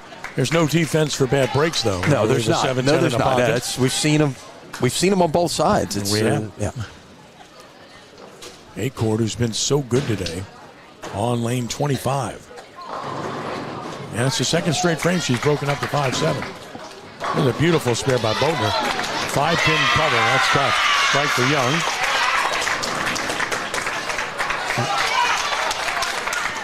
And there's no doubt the high pair is a better scoring pair. And you have the better bowlers on the high pair. I say that because the low pair, we've detailed several times. Left lane doesn't finish. Right lane, you leave a lot of hits because of the rack. And I'm not overemphasizing or overstating the whole rack issue. We're just pointing out the characteristics of the lane. That's all. And this happens at every bowling center where Sure, it's some racks are a little bit different than others. You've got to deal with racks. You got to deal with topography. You know, whatever it is, there's something different about everything. And again, like I mentioned, bowling on this side, in these lanes that aren't typically used for competition, that's a different situation. Yep. Yeah, both of these teams having bowled here last year in this situation in Dutchtown 2 straight years, certainly. And again, they know what to expect. And this is Dutchtown's home center. So Sayas with a tough 4-pin spare. Can't get it.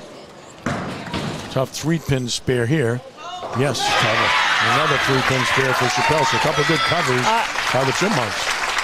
This may be a controversial opinion, but I think the one thing we've been able to do today is see the quality more of the 4, 5, 6 bowlers. I think in the past, even in regular season matches, we're always kind of talking how the 1, 2, 3 decides things.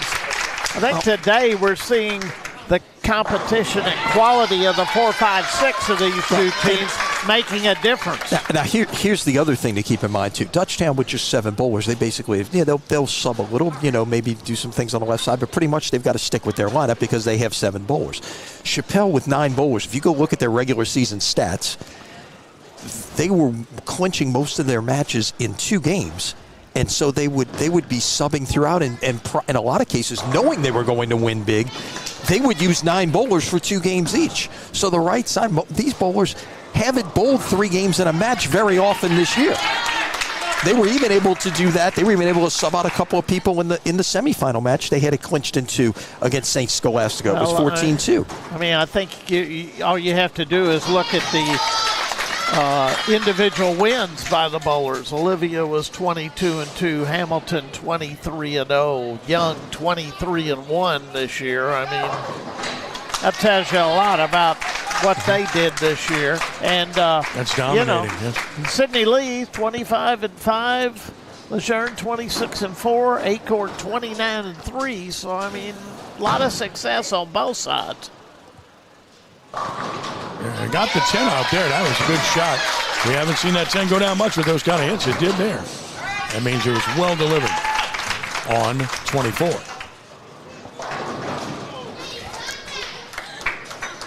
Barres on 26. Slaps out the 10 this time. Couldn't slap it out. First time they got it there.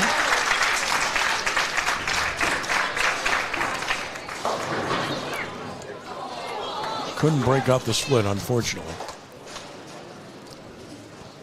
Now you get a look at Madison Bell on 23. Ball broke late, split. So splits to look at on 23 and 24. And again, it's all about taking pins. Each player here wants to cover the 2 pins, especially in a 1-pin match. That's well done. And that's not. And that's, again, that's a huge difference. Yeah, that's a 4-pin swing. And that's 4 pins right there when you're on a strike. That's a lot. You know, obviously it's still a tight match from a number of fronts. Mm-hmm. Sidney Lee, great extension and a 7-pin. Yeah, just got that one a little too far down the lane. It came in behind the head pin a little bit. There's that lane. There's that lane, and there's that 10-pin. As a lefty, guys, I'd like to say I've done that once or twice in my life. You've been there. Yeah, you've been there, done that. Yeah, now at this point, I'd be in big trouble trying to shoot the 7-pin. So I've witnessed a few of those. No editorial comment about. That's why I raised the right-hander. I witnessed them, but I did witness them. Yeah. Yes. But I was pulling for you. Even though you're wrong-handed, it's all good. Your son got it right. Yeah. You figured it out. So did your dad. I don't know what happened to you. Yeah, it's, it happens. Well, my older brother's left-handed too. Surrounded by right-handers, so it's. My older brother is left-handed too. I watched that act, and maybe that's my problem. I'm all right-handed. I think you just figured it out. Shot doesn't change on the other side, man. It's a trip 4-pin here. And Young leaves another 7-10 on the same lane. That's 2 7-10s on the same lane, which tells you something's going on there in terms of angle. It's either entry angle, it could be something off spot, it could be a lot of things there. So, I mean, to leave it once is one thing, but to leave it twice the same way on the same lane is unusual. Because she does cross boards, which means, Lenny, she's got, typically speaking, a little bit of power. You never know. A little bit of good entry power. Yeah. But it's like it's the and she's talking it over with her coaches now. Right, what do I need to do to correct it? Alex's dad, Warren, is the assistant coach for Chapelle, and talking about and look, I think it's the kind of thing, it's not like you're leaving a million, sometimes you start leaving 10-pin after 10-pin after 10-pin. You want to make some kind of adjustment. 2 of those, I don't know. I might wait and see. I think some of that is just bad fortune. Yeah, it's kind of hard. That it really could have just been a 10-pin. The 5-pin didn't take out the 7. Kind of difficult to overcome that when you're making pretty good shots. Hamilton stuffs it.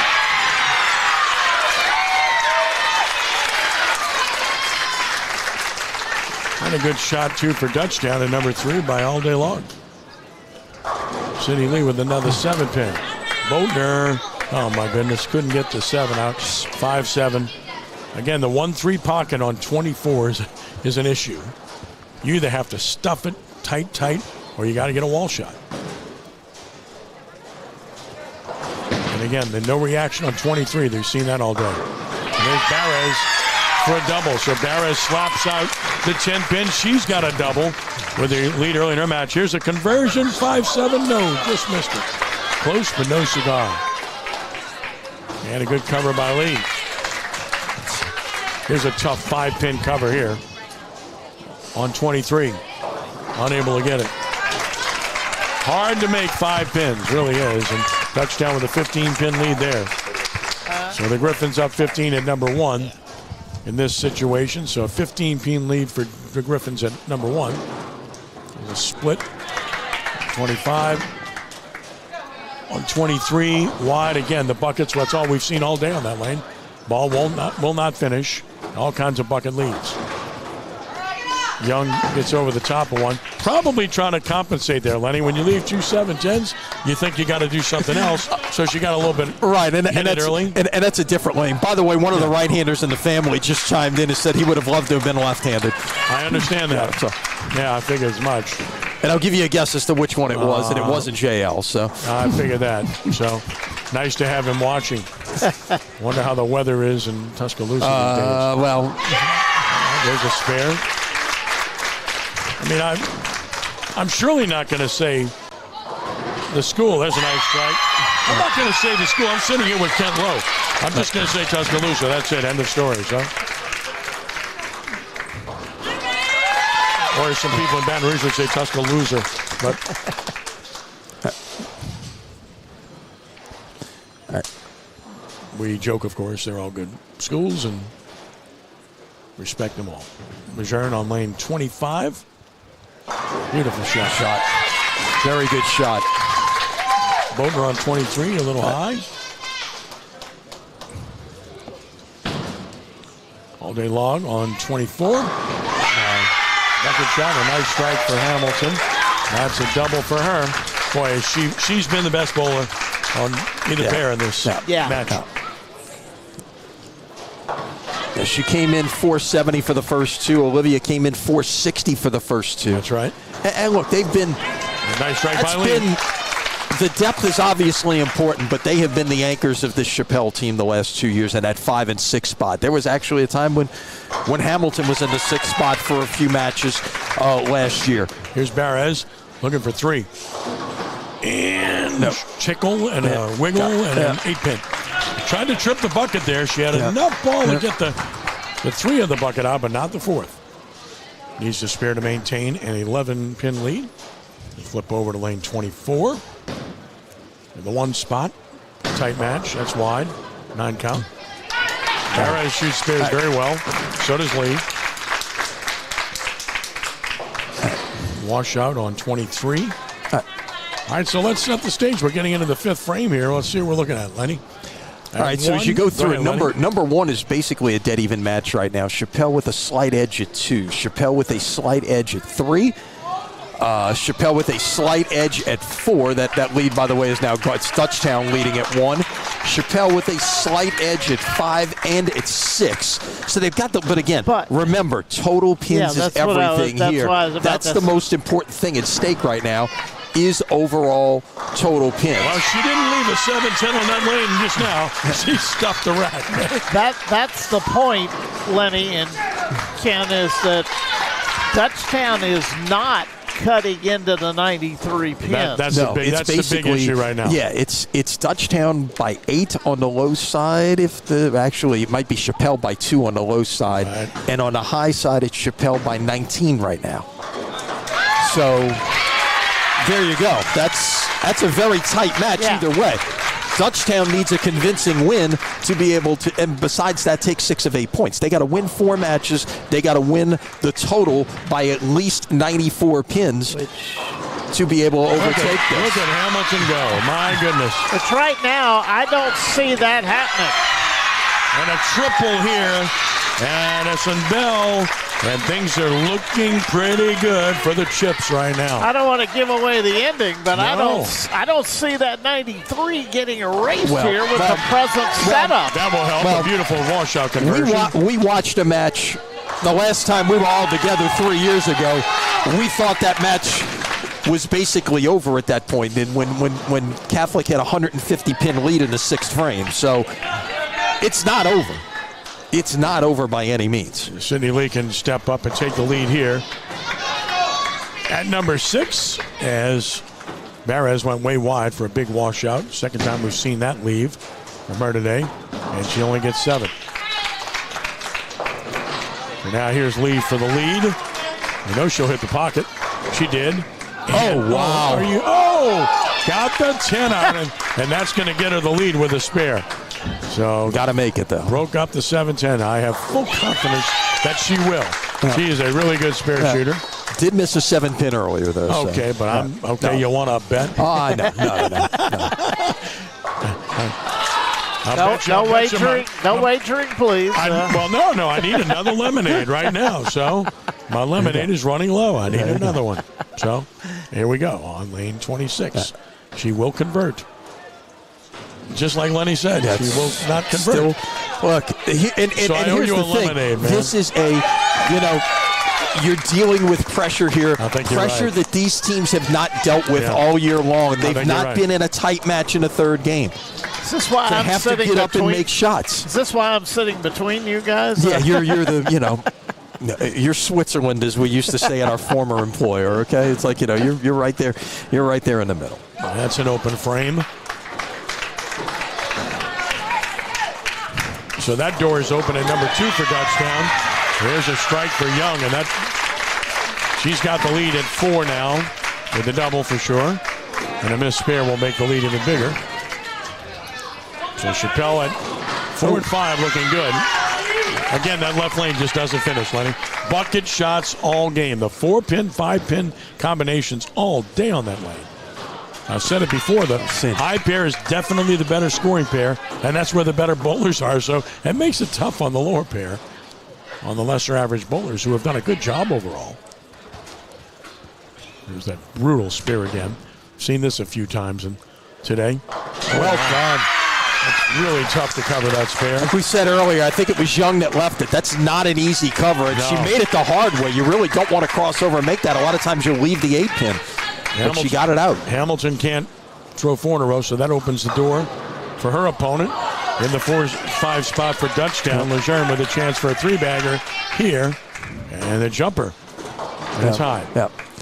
And here's the thing you got to remember. When you're trying to fight from behind, there are, like the old saying in basketball, and unfortunately Kent's seen this probably too many times. There's no 18-point shot in basketball, right? There's no 90-pin strike out there. You've got to take it one shot at a time and try to whittle this thing down. Good spare for Hamilton. She's just been rock solid, hasn't she? Yeah, definitely. I mean, she's gonna shoot some numbers here. 6-something is in the cards for her, and at least, yeah. I mean, she's still flirting. 700 is not out of the question. No, depending you're on how right. she She's finishes. flirting with high 680 to 700. Yeah. Right now at that pace, yep. Sayers with a beautiful strike, and that's a double, so that's big for her. She takes the lead in her match by 6 pins. Meanwhile, Barres with a shaking 10-pin. It shook and it shook and it shook, and it wouldn't go down. I'm not going to bet anybody about her covering here, by the way. Even though I really do need another lemonade. I don't bet otherwise. That's high. But a good 9 count and a relatively easy spare. Barres must go cross lane at the 10. She's been really good at it all day, and she is here. Look at this shot. Addison Bell with a strike. Her teammates love it. She's got the lead at 3. As they only have 2 frames to go on the low pair, and this is looking more and more like a really good afternoon for the Chapelle Chipmunks. Well, that could be the start of a couple of good afternoons for New Orleans teams. We'll talk about the boys a little bit later, but you got 2 divisions on the boys' side. Division 1, Division 2, both tomorrow. We'll have both championship matches here on CrescentCitySports.com, the site for LHSAA State Bowling Championships again. Beautiful strike by Boatner here. That's a double, so she's in control of her match. Slap the 10 out. So guess what? She's due a break or 2. When you leave 2 7-10s in one game, well, did you think it bothered her? Look at her. She's come back throwing 3-bagger. That's resilience. That's toughness. And she left her coach hanging at all the congratulations out there. Yeah. Well, they're starting to sense it, Lenny. It is becoming inevitable. Now, the left side is going to finish before the right side. They cannot wrap it up, as it appears right now. If Chapelle would have swept the left side, it could be over. Correct. But that doesn't appear to be the case at this point. Dutchtown's up by 33 at number 1. Again, the left lane hangs. 23 just doesn't finish. Look at this shot. Oh my tough goodness. break there. That's really good shot. Really good shot. And that's a 12-pin match at number 5. Good match. 2 good bowlers bowling well. Lejeune hanging tough right there. She's up on 26 as we speak.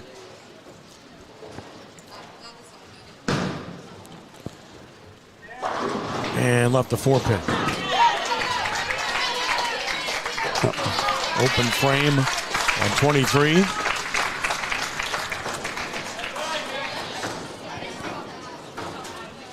A lot of ways for Chapelle to win this state championship.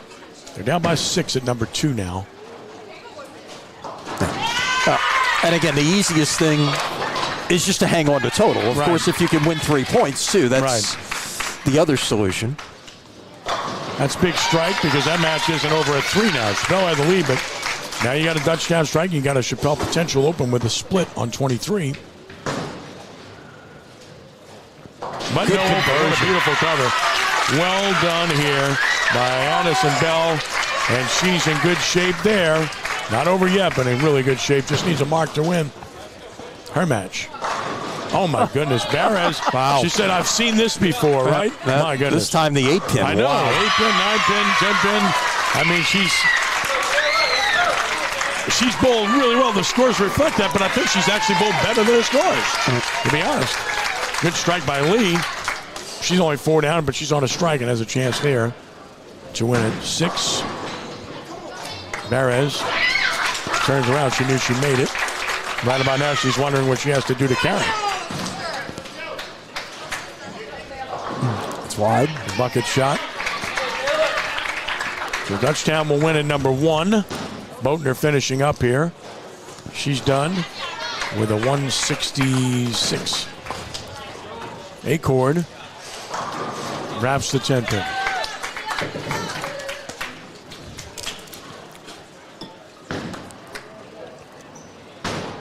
Nice cover. Oh, my. A 4-bagger here for Young. Young's well on her way to winning at number 4. Chapelle could win this the ordinary way, which is they win 3 matches here in this match.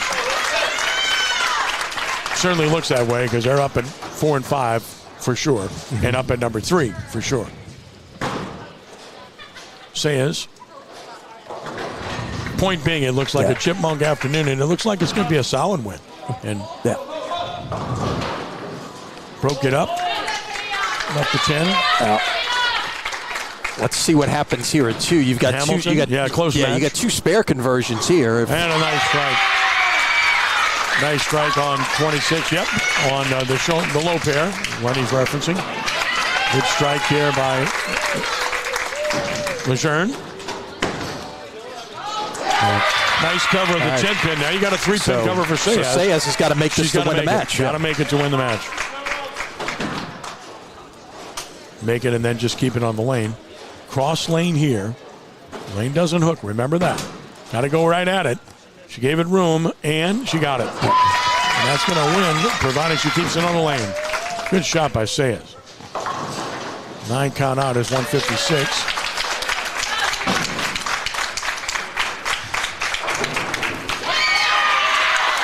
Barres strikes, and now Lee for the lead. Got it. So Lee takes the lead at number 6. It's up by 6 pins. Sayas just needs 4 pins here. And she'll get them. It's on the lane, and she's got herself 7 count. And that lane does not finish. 160 for Sayas.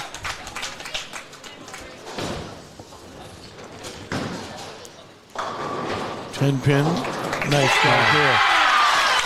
Addison Bell comes through. She's bowling a very good game. Yeah, and this isn't over yet at 3. Meanwhile, a 10-pin. And number 4 for Young on that 4-bagger. She left the 10. Boy, she's bowled a good game. 10-pin, 10-pin, 2 7-10s, right? Yep. Wow. Yep. Throwing it well. Yep. 8-cord for the 10-pin cover. Can't get it. You know, and as you start looking ahead to next year. Here's Bell. You know. And, wow. Ronnie, if she concentrates on bowling, she could be really good. I mean, with the extension she gets, the roll she has. No.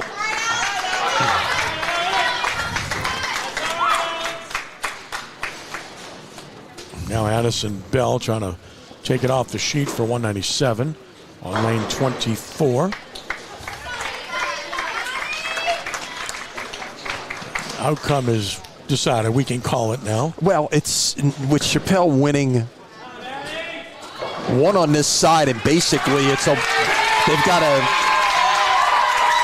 194 for Bell. They pick up 8 more in total. So now as you headed to the right side, Chapelle, which has an 84 pin edge in total pins right now in this game, would have to lose this by 100. So I don't know there's a mathematical path there. Don't see it. Here's Hamilton. She's been so good all day. On a strike. Oh, my. Lenny, she's got a shot for 700 here. She's in the 220s right now. She really does. She needs one more strike to put her at 700. And there's Sydney Lee with a triple. She's done her job. Barra's trying to stay in the match with Lee. Has to strike here. Keep it to 6. Correct. Down 16.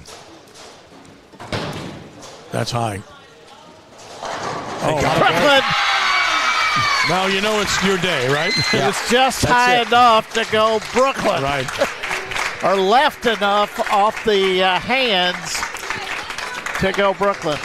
I said it's your day, but they've truly outbowled Dutchtown today. They've been the better team today. And this is all about one day, okay? Yeah, that's right. what it is. That's it. That's what these championship matches are.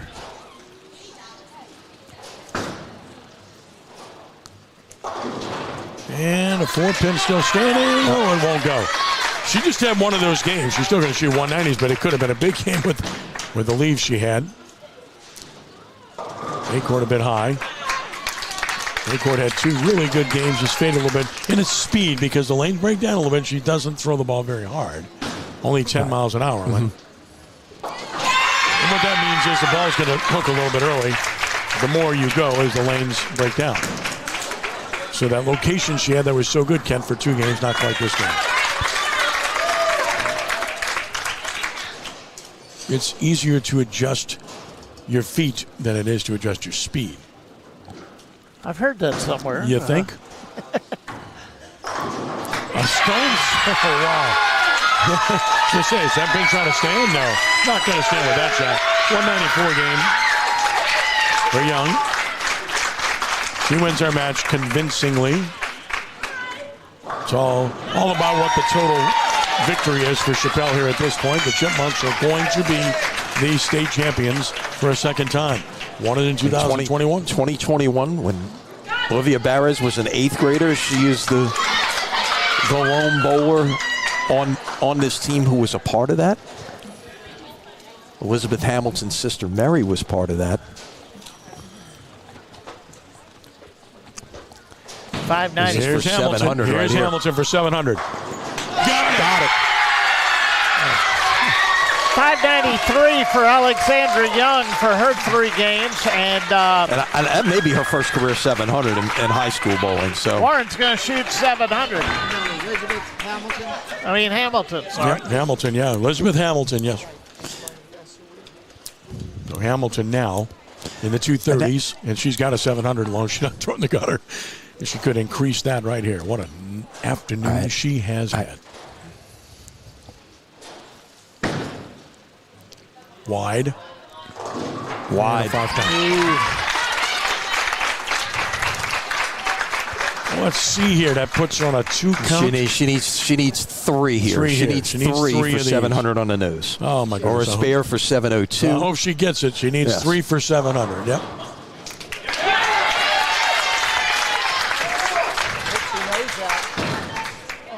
Oh, get over.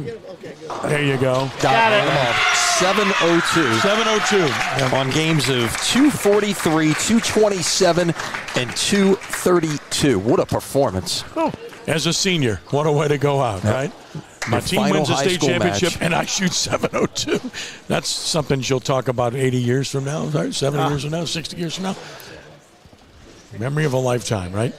And you can always watch the playback live through Crescent City Sports. Always free. Nice plug. Always nice plug free. there. Yeah. We do this as a service, Kent, and we've always done this. We've always done this as a service. It's We don't great. charge. We don't charge people for this. We depend on our sponsors whom we love and appreciate to make it possible. And we give families and individuals memories of a lifetime in the process of doing it. And speaking of sponsors, today's coverage of Crescent City Sports brought to you by the Lamarck Motor Company in Kenner. Lamarck Ford, the #1 Ford dealer in the Metro New Orleans market. must be a reason. There's a reason. There's a reason that I'll be Chapelle with- is state champions. There too. you go. And I'll be with Ronnie on Friday evening at Archbishop Rummel for a very special event.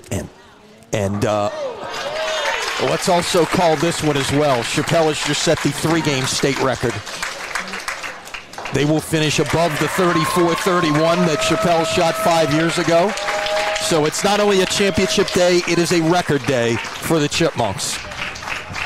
So we definitely want to talk to Elizabeth Hamilton.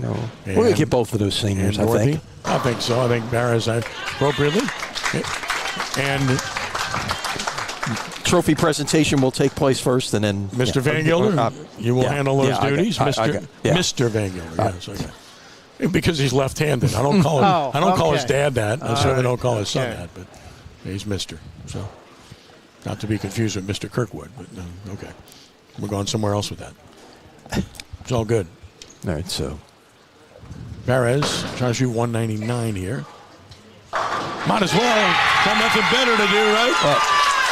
6:59 for Olivia. Nothing wrong with what she did today. No, Yeah.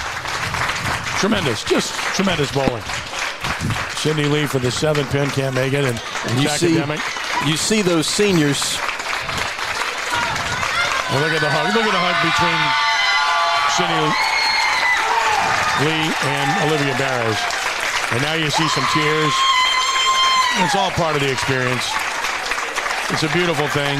Dutchtown coaches clapping for Chapelle. That's nothing but class. Dutchtown coach in the huddle with Chapelle. That's pretty cool, man. Yeah. This is what it's supposed to be like, okay? Great competition, great kids, great coaches, people that care significantly. 6:22 for Sydney Lee, by the way. That's it. Lenny, our final team score here. 19-8. There we go. So we'll get the trophy presentations first, and then we will get a chance to talk to the winners. Yeah, we'll talk to Dorothy Himbert along with Elizabeth Hamilton and Olivia Barras, both seniors, both of whom shot huge scores here today. Okay, so 702 for Hamilton. A 702 series for Hamilton, as mentioned previously, and of course for Barras, 659. So 702, 659. Nothing wrong with that. But credit the rest of their players as well. Alexandra Young, she did a great job as well. Well, Alexandra Young shot 600, right? She shot 603, correct? Looking at that. I had 593, but like I said. Let me double check that. 175, 224, 593. You're right. Yeah. That's correct. 593. So she was third high. Presentation being made. And of course, Elizabeth Hamilton, the MVP. She gets the MVP trophy. And you can understand that. She deserved every inch of it. So she was there. She deserved it. She earned it. It was a magnificent performance by her to help lead her team. So the championship trophy is presented. And look. Now we'll get the Dutchtown runner-up trophy. And Dutchtown, 2 years as champion and runner-up. That's pretty impressive. That hasn't been done on the girls' side very much. I mean, Denham Springs in 2005 to 8 won it 4 straight times, and that certainly remains the top, performance by a girls' squad, winning it 4 straight, and no one's until Dutchtown this year has really had that chance to get into that Denham Springs era. But boy, what a performance by Chapelle today to win this championship. You could just tell how much it means to them and how much it meant to them. And they were certainly ready to go today, Ken. Well, Kent, they really established control early, won a competitive first game, and it just kind of grew from there. They got better, and they really stretched the margin as the match went along. They were simply better here on this day. Yeah, exactly. And Elizabeth Hamilton, there's not many words for it. She threw the ball great all day, carried all day on that pair, and 702. And, a state record score all around is just amazing. Well, state record for a team, the state championship. Of course, a player shooting over 700 as well. Just special, fantastic. Can't do much better than that. And then a third player that shot 593. Olivia's got the trophy, and she is jumping up and down with it. Well, she has to because you won't see it otherwise. She's blocked out by her teammates. She's not the tallest. No, right? no, that's right. I mean, you contrast Olivia Perez with Addison Bell. There's a slight height difference in that one, and Addison will stand behind Olivia in the team picture, which is taking place right now, which is pretty funny. So, great coaching job. I mean, they just made a few comments to the girls as they came over and asked stuff, and you know, they didn't get in the way of them today. They let them bowl and go at it, and that's sometimes what it means and what it takes. And Lenny Van Gilder's edging out toward the lanes, and we're going to hear from some of the bowlers, and we'll get ready to go to Lenny here. Yeah, we'll do it shortly. Yeah. I mean, a lot of pictures, a lot of smiles, and you can understand that. Of course. It's a once-in-a-lifetime experience, and it'll carry over for years to come. As Archbishop Chapelle, 19-8 over Dutchtown to win the LHSAA State Championship here. Lenny Van Gilder getting together with Dorothy Hembert and her star bowlers here. Congratulations to, see if we can make this one work as well, if y'all can hear me. We can indeed. Yeah. Hopefully both of these are working. They are. Congratulations to the Chapelle Chipmunks, state champions. The school second, Dorothy, it's your first. I know this has been 3 years in the making. Talk about this moment and what it means to you. It's amazing. I sat in the background and watched my husband win. I don't even remember. I don't remember anymore. Watched him win year after year after year, and he's taught me everything that I've learned for me to teach these girls, and this is the best group that I've had so far. Even though they ambushed the principal Monday, they still came out and were awesome. I'm just so proud of these girls, every one of them. Also, isn't there somewhere? We got to get her back over here. Yep. Certainly. Yeah. Oh. You shot a 700 series in prep before, and if so, this is a heck of a time to do it. Never before in varsity. This is my first. Well, you picked the right time to deliver that performance today, and what was the feeling like out there? It was almost like you couldn't miss at one point there. You know, I think I was really nervous today, and then seeing my team and seeing everything we've done, not just this past year, but the past 3 years. You know, Dutchtown is an amazing team. Kudos to them. They have kicked our butts for 3 years in a row. And I know this was just really wanted by my team, and these girls fought so hard. So this isn't my award. This is everyone's award. Well, speaking of, let's get Olivia in here as well. I mean, you were part of 4 years ago as an 8th grader. Compare that day to now. I told the 8th graders coming into today that your first state experience is something you will never forget. And honestly, now I can say like my last, definitely something I'll never forget. Our team was so built up and together this year, and watching the girls work so hard together has really blew my mind because it looked like such an improvement from where we started. And this program has really grown at Chapelle, which has really been a blessing to see. The last bit of information, and Dorothy, you need to hear this as well. Not only your state champions, but you set a state record as well today for 2 and 3 games. So the Chapelle team not only has the 1-game record that they set in a regular season, they set the 2-game record, they set the 3-game record as well. So a clean sweep, state champions, state record holders. Kent, back to you. All right, Lenny, thank you. Great job. Great to hear from the winners. Gracious as can be. You listen to, Miss Hamilton speak that way. She said Dutchtown kicked our butts for 3 years. They're such a great team. Yeah. Gave them credit, and at the same time talked about the exhilaration of being able to finally get it done. Kent?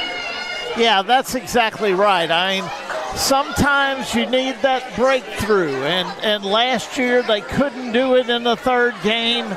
this year. As look, there's Bruce going over to see Dorothy, but it is a tremendous performance to not only win the most important match of the year, Ken, but to set the state record in doing it. I mean, that's really big time in this championship setting. You know, a lot of times you don't see the greatest scores in the championship match. You don't see the best bowling. You don't see the best football in the championship match. Yeah. But we saw some absolutely fabulous bowling here this afternoon by both teams. And I think that's a big key that made this such a pleasure to watch this afternoon, was how well these two teams bowled.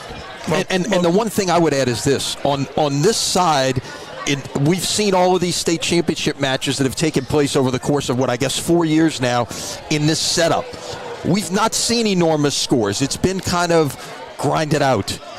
You're shooting maybe around your average and stuff. For them to go out and set both sides. I mean, Dutchtown scores were solid as well. Won a lot of state championships. But Chapelle goes out and shoots a state record today for 3 games. And let's face it, you're not going to beat that. You're not going to beat a record performance. Well, let's give credit. First of all, Karen Beam, what a job Dutchtown has done. Well, how good this program has been for the last several years. Yeah. Now these seniors departing. Sydney Lee, she's not finished bowling. She's going to be bowling again and bowling well at the next level. Yeah, Stephen F. Austin. She'll be outstanding there. Just a terrific player. Coach Beam's done a great job with that program. Of course, Dorothy Hembert winning a state championship. Got it done. Special performance. And you got to give her a lot of credit. Yeah.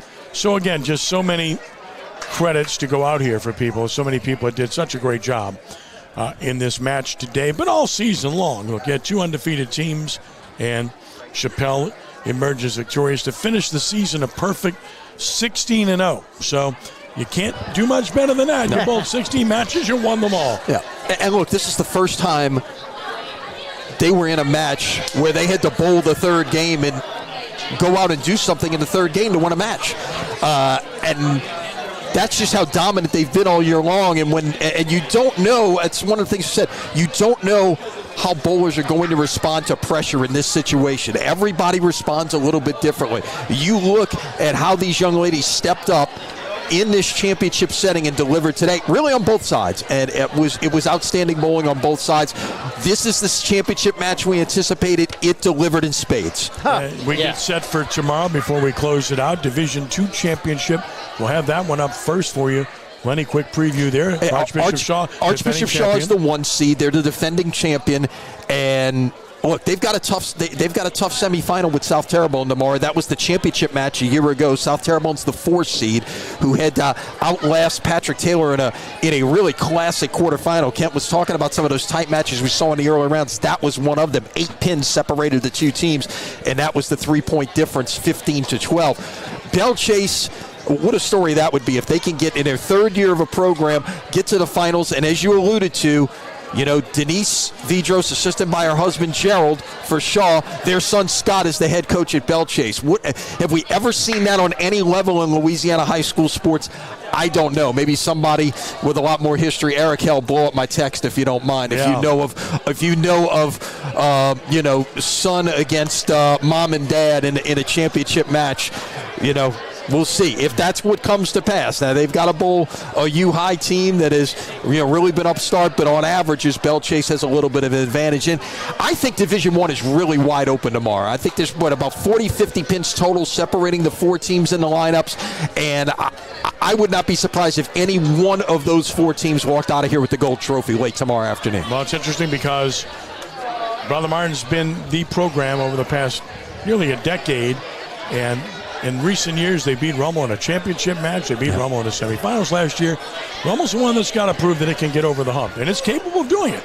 It'll be interesting with Jesuit. Jesuit is the team that has never been here before. Right. The other 3 teams, Brother Martin, Rummel, Slidell, were semifinalists a year ago. Of course, Brother Martin beat Rummel and then lost to Denham Springs. How will Jesuit handle the atmosphere? They bowled very well in this center in the regular season, beating East Ascension. They shot a 38-30 series. Ken, final words? I think, having watched the pit action and the play on 25 and 26 with the high average bowlers tomorrow, I'm not sure if we'll have a perfect game, but I think we're going to have some very high scores again on that pair tomorrow in the championship round. And by the way, there's already 23 and 24 to see, because the boys will get a little bit more back end, and they're going to need that on 23 and 24. There's already been 8 300 games in Louisiana high school bowling this year. 8. Boy, pretty good. Final thought, Lenny? This was everything we hoped for here today. We can only hope the next 2 days are every bit as good as what we just witnessed. Kent, great having you, buddy. Why don't you come do this again tomorrow? Why not? Let's do it. I got to go write something for WBRZ.com now. There you go. I guess we'll let you do that. Lenny will be writing something very nice for Crescent City Sports. You can watch this anytime, always free through Crescent City Sports. The replay, tell your friends, and more than that, too, tell them to tune in tomorrow, because we'll be back here tomorrow with the boys Division II and Division III championships. Lenny, Kent, thank you, guys. It's been a pleasure. And thank everyone for joining us. Want to thank Todd. Want to thank Matt. Great job, guys. Remember to stay with Crescent City Sports, as we'll have coverage of the boys' co-ed finals tomorrow. Our coverage begins at 1:20 with the Division II final match. For our Crescent City Sports production team, and for Ken Lowe and Lenny Van Gilder, I'm Ken Trahan, saying so long from Gonzales, reminding you that our state champion, LHSAA Girls 2025, is Archbishop Chapelle. Thanks for joining us, and be a good sport. God bless you one and all. We are rounding third and heading home. So long.